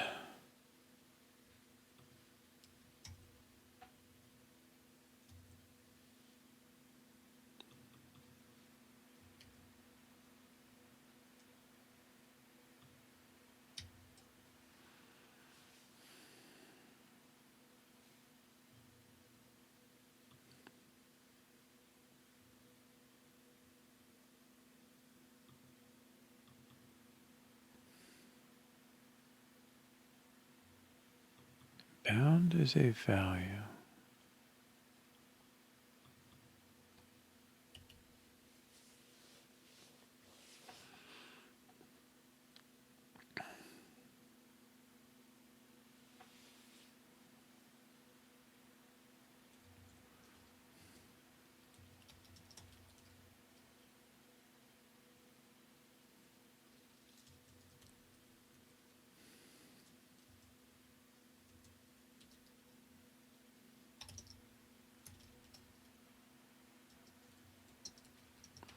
Okay, if it exists, format the input.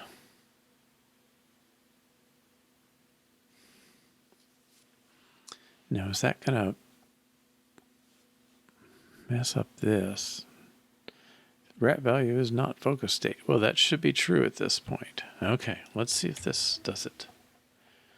Yeah, most examples don't have multiple fields. That's true. I did see one because I definitely picked up the technique from a real example. Okay, so now, okay, let's do 20 and 5/8. Tab away should do this and not trigger a gazillion updates. It's not triggering any. Okay, let's see if we get here. Maybe I have to say focused. Right, I got to say focused somewhere. They didn't do, oh, they did. Yeah. Okay.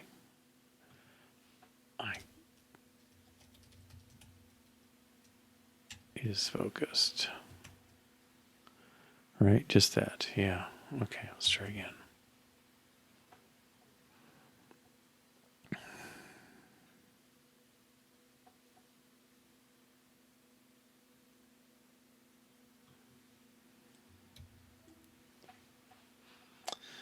I would love to get rid of the high-level tracker, but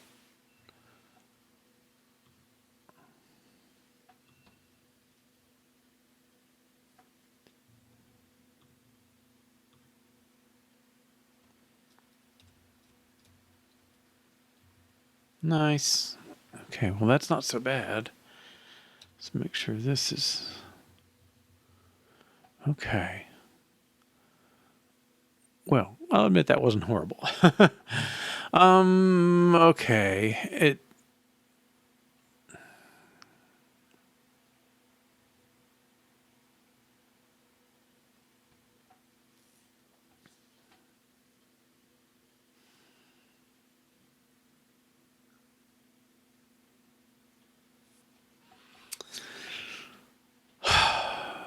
Okay. I mean, you're watching 3 things for changes to make all this stuff go, but it really is a process of trying to synchronize the bound value, the input field, and the focus state really do interact to choose what should be shown. And okay.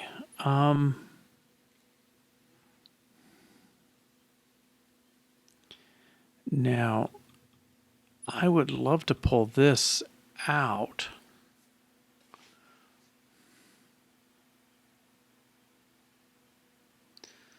Even though it's duplicating.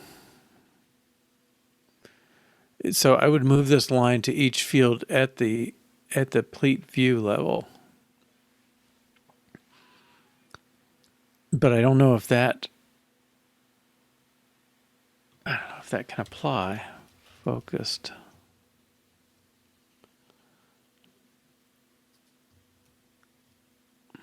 Yeah, I don't. Oh, dot.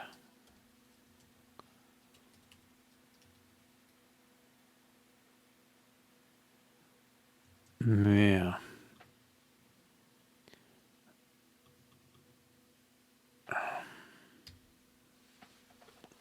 Okay. I think we've done what we set out to for the moment, though. We make item display nice format when it stops editing. Yeah, the dismiss button, the done button is the whole reason we need all those, and yet,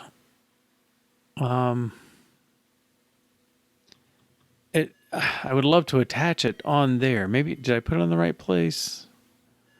Maybe I didn't. I mean, I want to do this for each one here. We'll try it. Okay, so it equals hip to hip.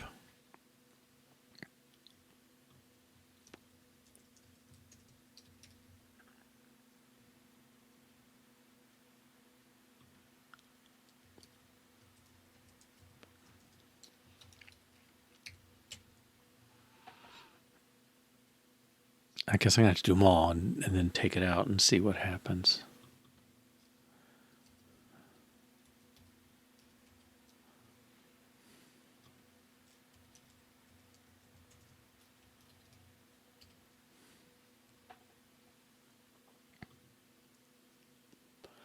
Well, those don't matter. Okay, and then take it out of the validator. We still pass the argument, but I'm only going to do it if it works.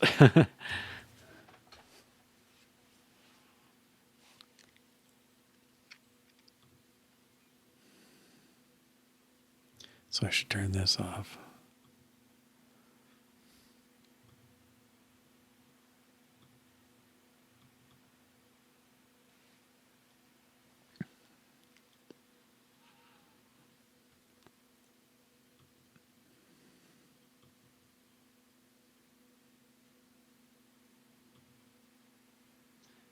Okay.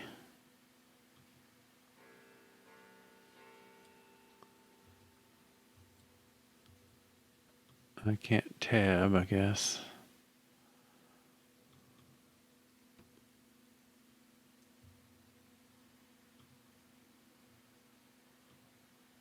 I think that's working. Let's take that out then.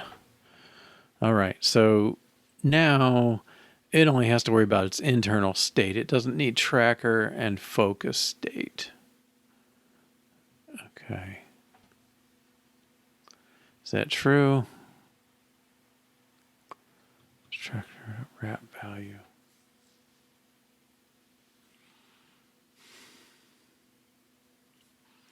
Well, maybe I should make before I go deleting anything. Let's start looking at focus is focused. Okay, so this, if is focused, then is that right? If focus tracker equals focus state returns. So that's if we are focused, then it's not an internal change, an external change. Okay. And this one is if we're not focused, then we don't want to make an internal change.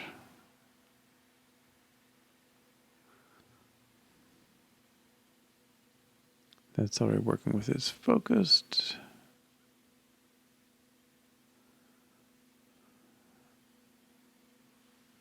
Okay, so hopefully these are unused at this point. Yeah.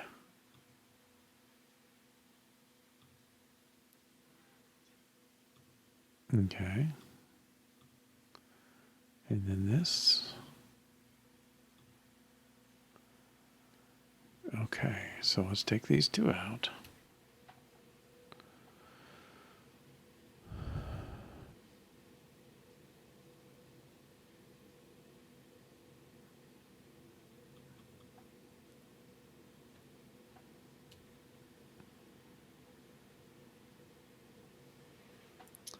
Oh, we got this message before at one point.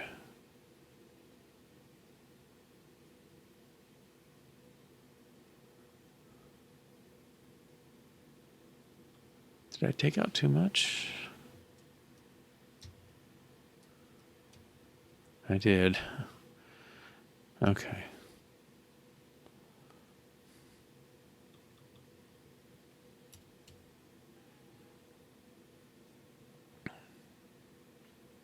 Okay, that should be good. Now the view should not need these two fields anymore. Focus tracker, focus state.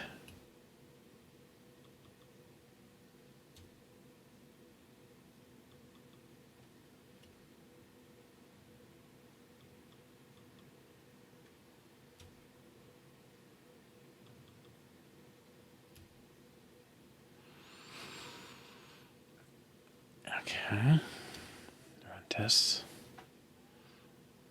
Whoops.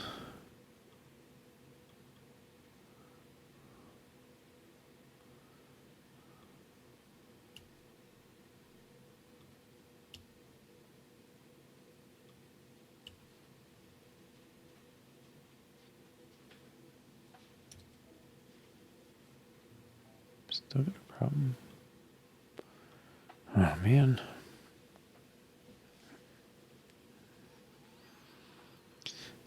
label bound validator, label bound validator, label bound validator, label bound validator disabled.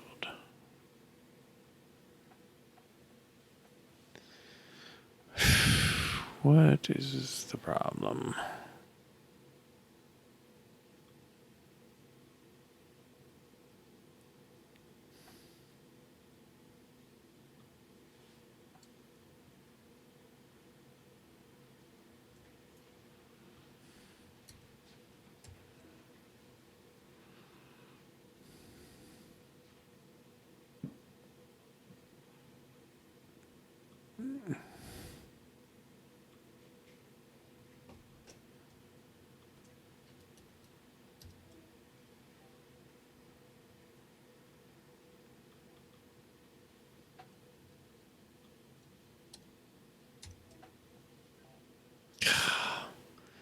Okay. Label bound validator. Label bound validator. Oh.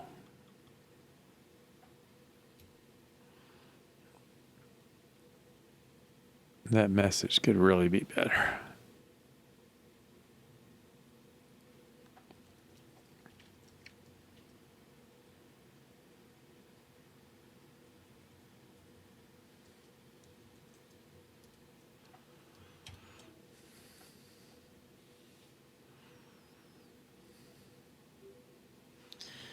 All right. Let's run. Just because it's so tied to manual.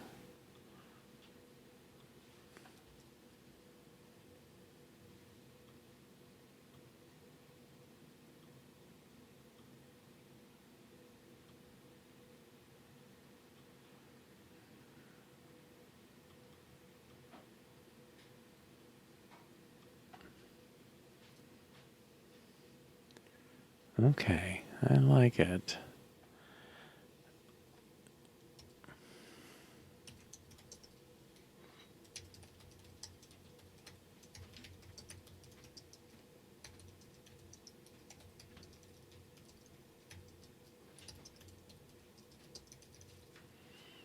Okay, and so the reason to do this is if we find another mechanism to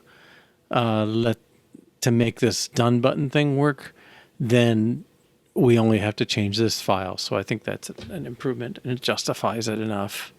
All right, let's put the keyboard back just for my ease. All right, now, where's that? Handle switch and focus to display final value. Yes.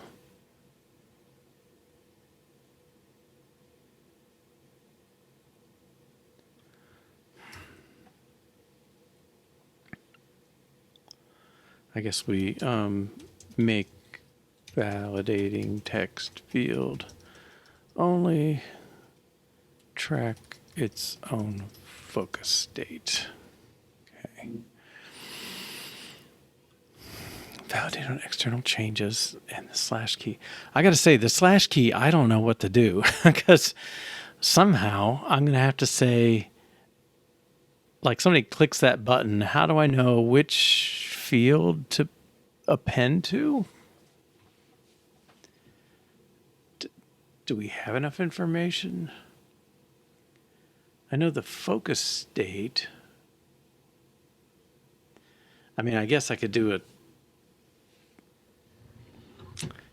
Yeah, I don't know. I suppose I could do something to tell.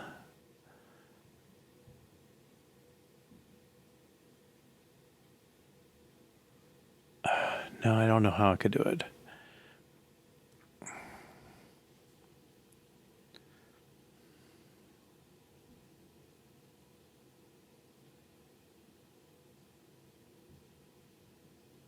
I can find out. I can go from that enum to knowing which field to update, but I don't know. I'd have to move the input values out of there, which is kind of what I don't want to do.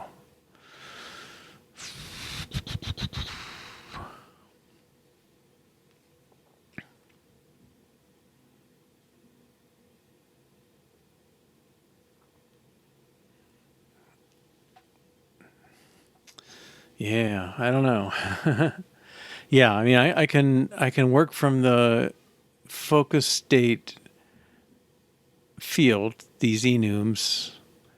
Like I can go from there to knowing which something to update uh, on the validating text field. I mean, I would guess I would have to have another bound value that's like the slash. Okay. And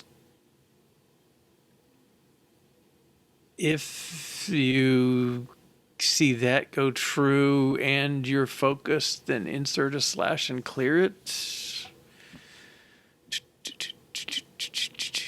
Maybe that's okay. Whoever's selected, only one field is active. Okay, is that I guess I want to pick a 20-minute project here because I'm off tomorrow. I think I mentioned earlier this week. So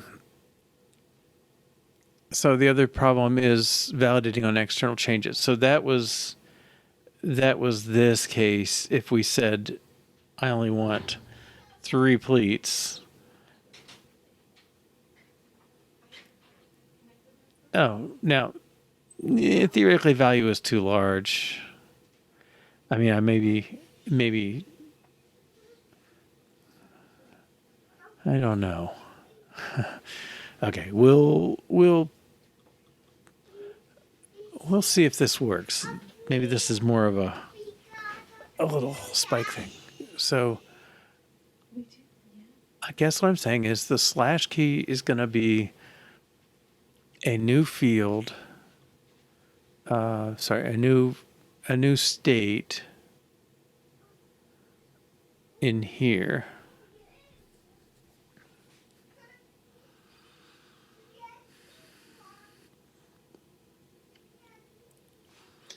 That I would have to pass to all these things to say like, hey, here's your sneaky input. Okay, so let's try it.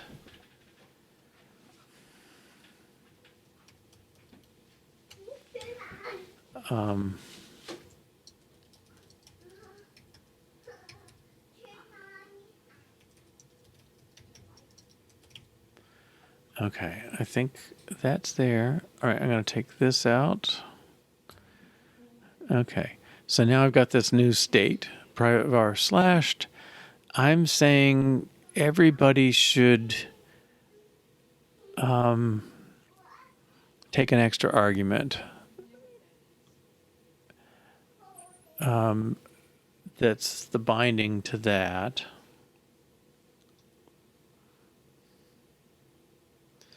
Binding var bow. Okay.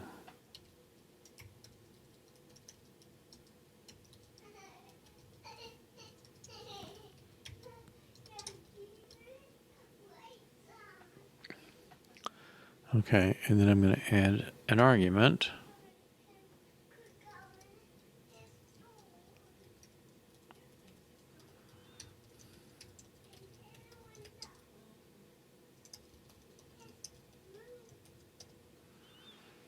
Okay. And then all my callers, oops.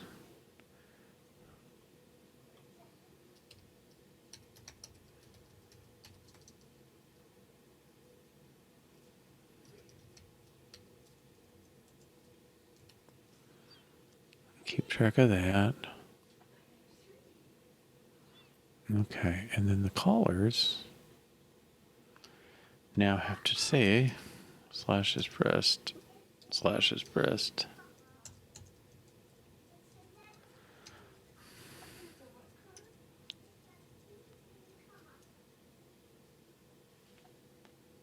Inside the validating text of introspect text.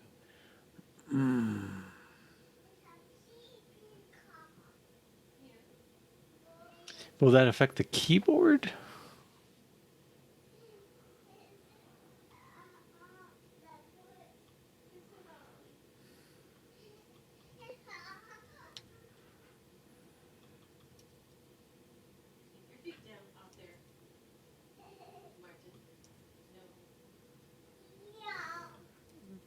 Okay.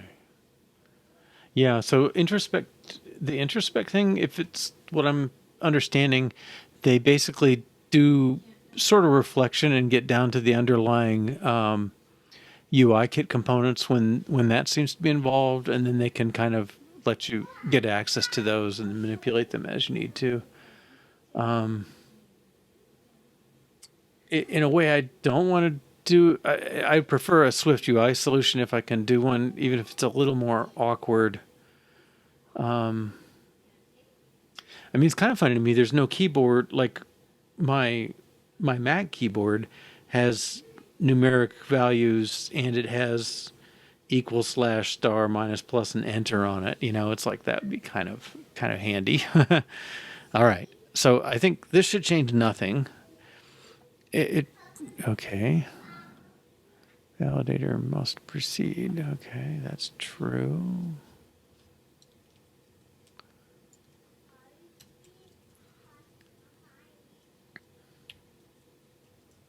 And press doesn't get a comma.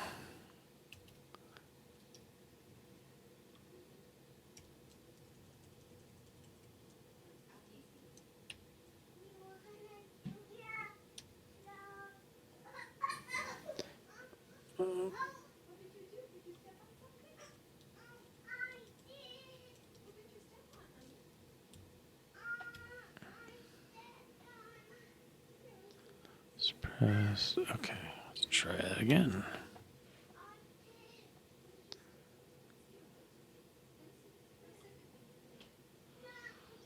Okay, so nothing is going to be different. That's fine. I mean, it works enough. We don't do anything with it yet, but we're going to. Okay, so I want to go to Pleat View. I've got a done button. I'm going to add a spacer, a button, slash is pressed equals true. And another spacer. All right, so let's just run that. It's not going to do anything with it yet. It's just going to be there. All right, turn this off.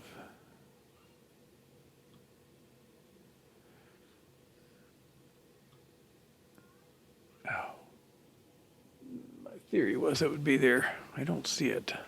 Oh, maybe I have to H-stack.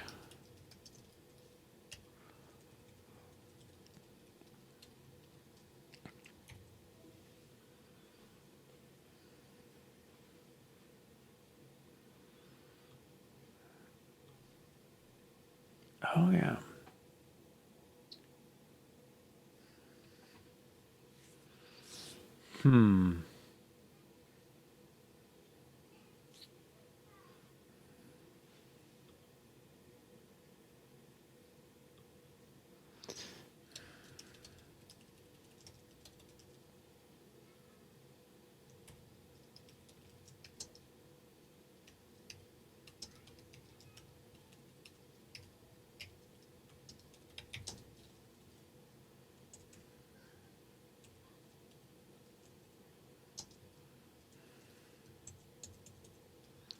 I want to do some formatting and see if I can.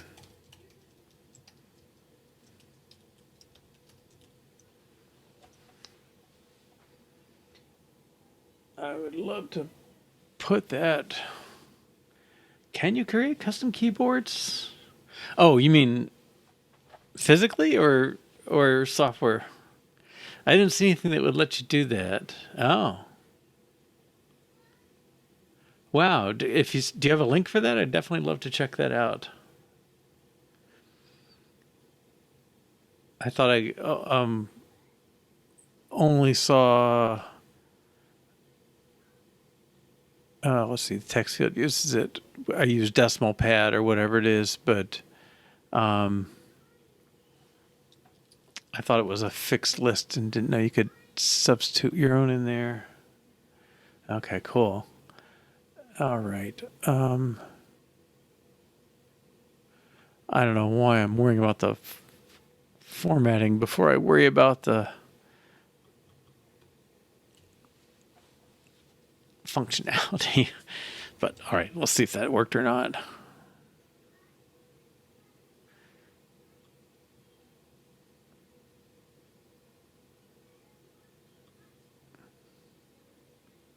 Okay, that's there. All right.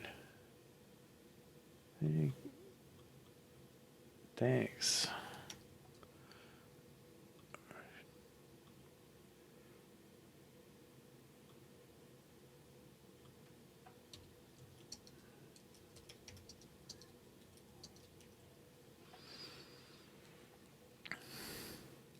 Okay, I think formatting wise, if I were to throw this into a white box with padding on it, it would be tolerable to see it there.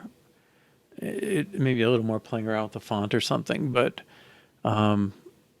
it would at least look somewhat like the others. But we're here to make this work now. Okay, so I guess this is on change of.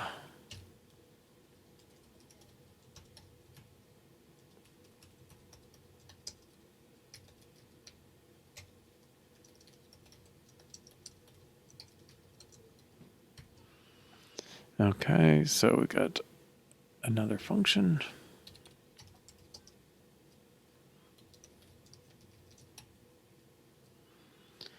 And I guess the value coming in is slash is pressed a bool. All right. So the first thing, if we're not focused, we don't do it.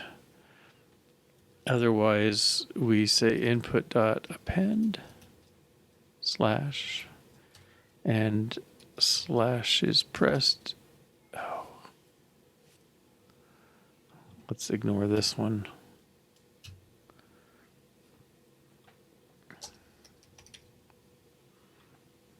That's false.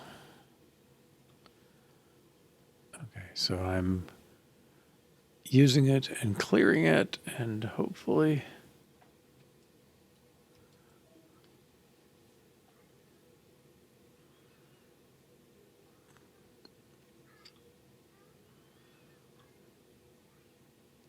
okay, 2 and 4. Oh, why is it here twice?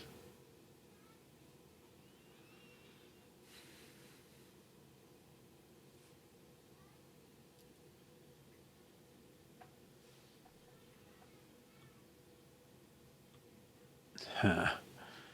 Oh.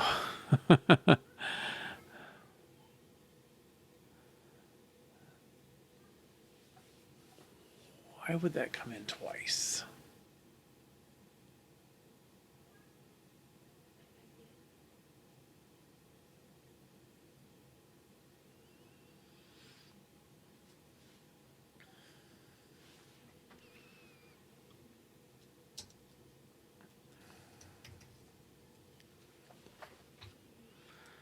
If not focused or not pressed, return. Oh, I'm sure it'll get there eventually. But like I said, if I can put this in a somewhat rounded box that maybe centered in sort of similar position above the 3, I think it would be tolerable. You don't really, you might do 2.5. You don't tend to do even a half inch on the hip. When you're in that previous stage, you're assigning how much am I going to put on the hip and how much am I going to put on the apron, the front. And normally you try and give yourself an even number, as opposed to an odd number, and a perfectly integer number, just to kind of make things easy on yourself. But, you may adjust it up or down a little, but that's only, that's the consequence of what you're doing. It's not how you start out. All right. Let's try this again and see if it got hit once with false and once with true or something like that. certainly if it's not pressed, I'm not going to run it, append another one.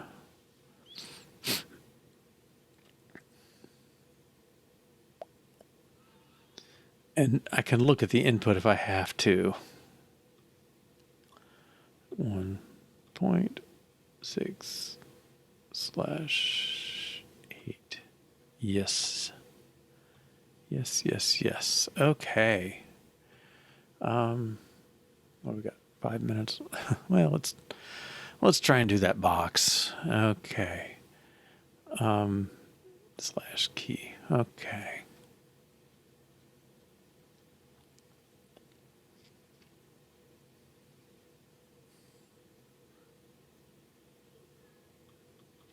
I think we dealt with that.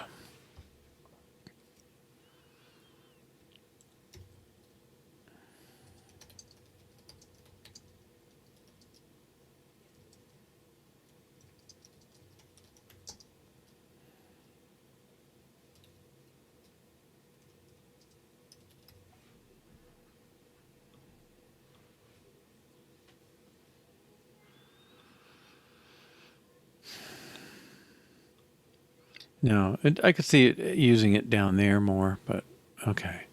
Let's take the pleat view. We'll try .padding .border. Well,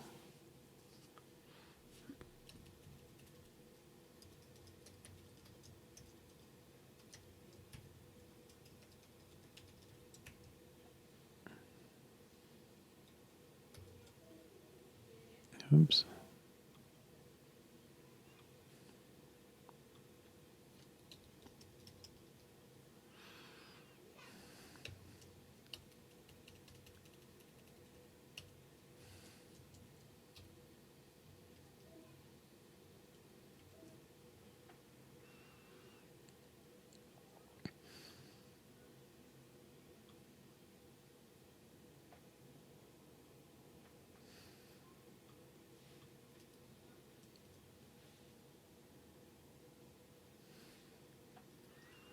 Maybe 2.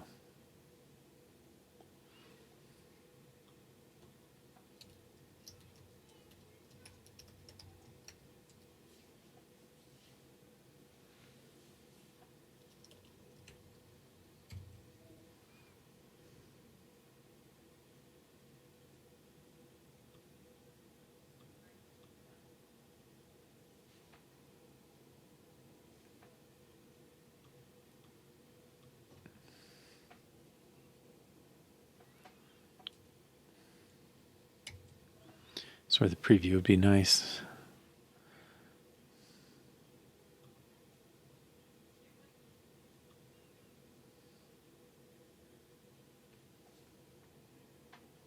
I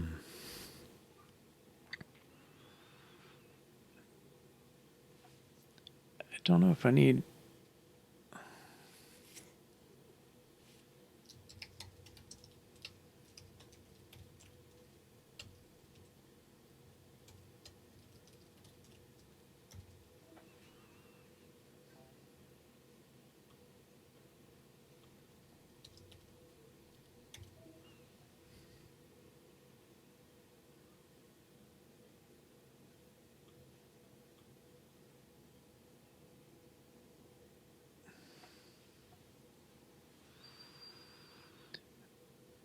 Well, oh, I don't have the frame width on the button. No, I do.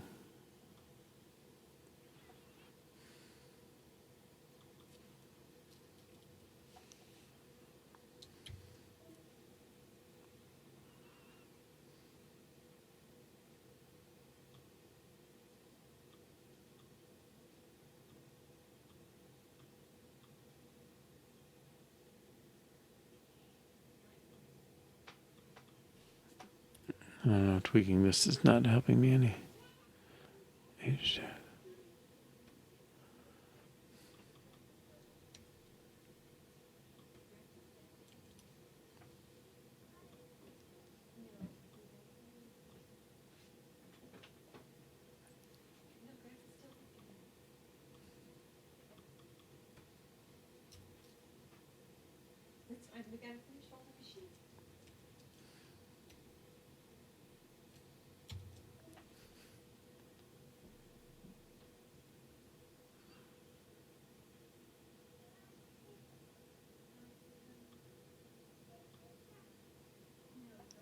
Okay, that's getting there. The contrast is a little low, but I don't know if I can control that bar color.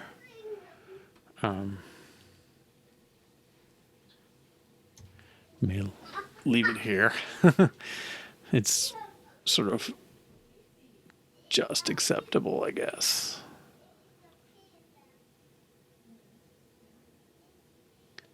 Well, one more tweak, and then I'll call it.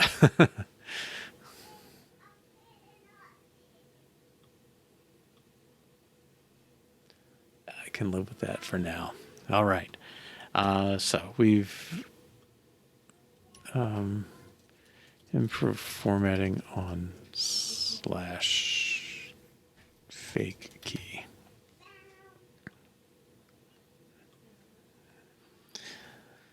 Okay. Well, this is good. We've got one unresolved thing is this validating external changes. I'm confident we can work through that one, and we'll pick up there. I think at this point, I'm not quite sure where to go from here.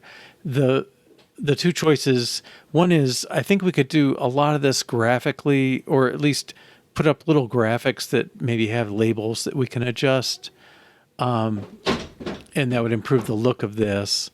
The other would be to tackle this whole new section and get something in there.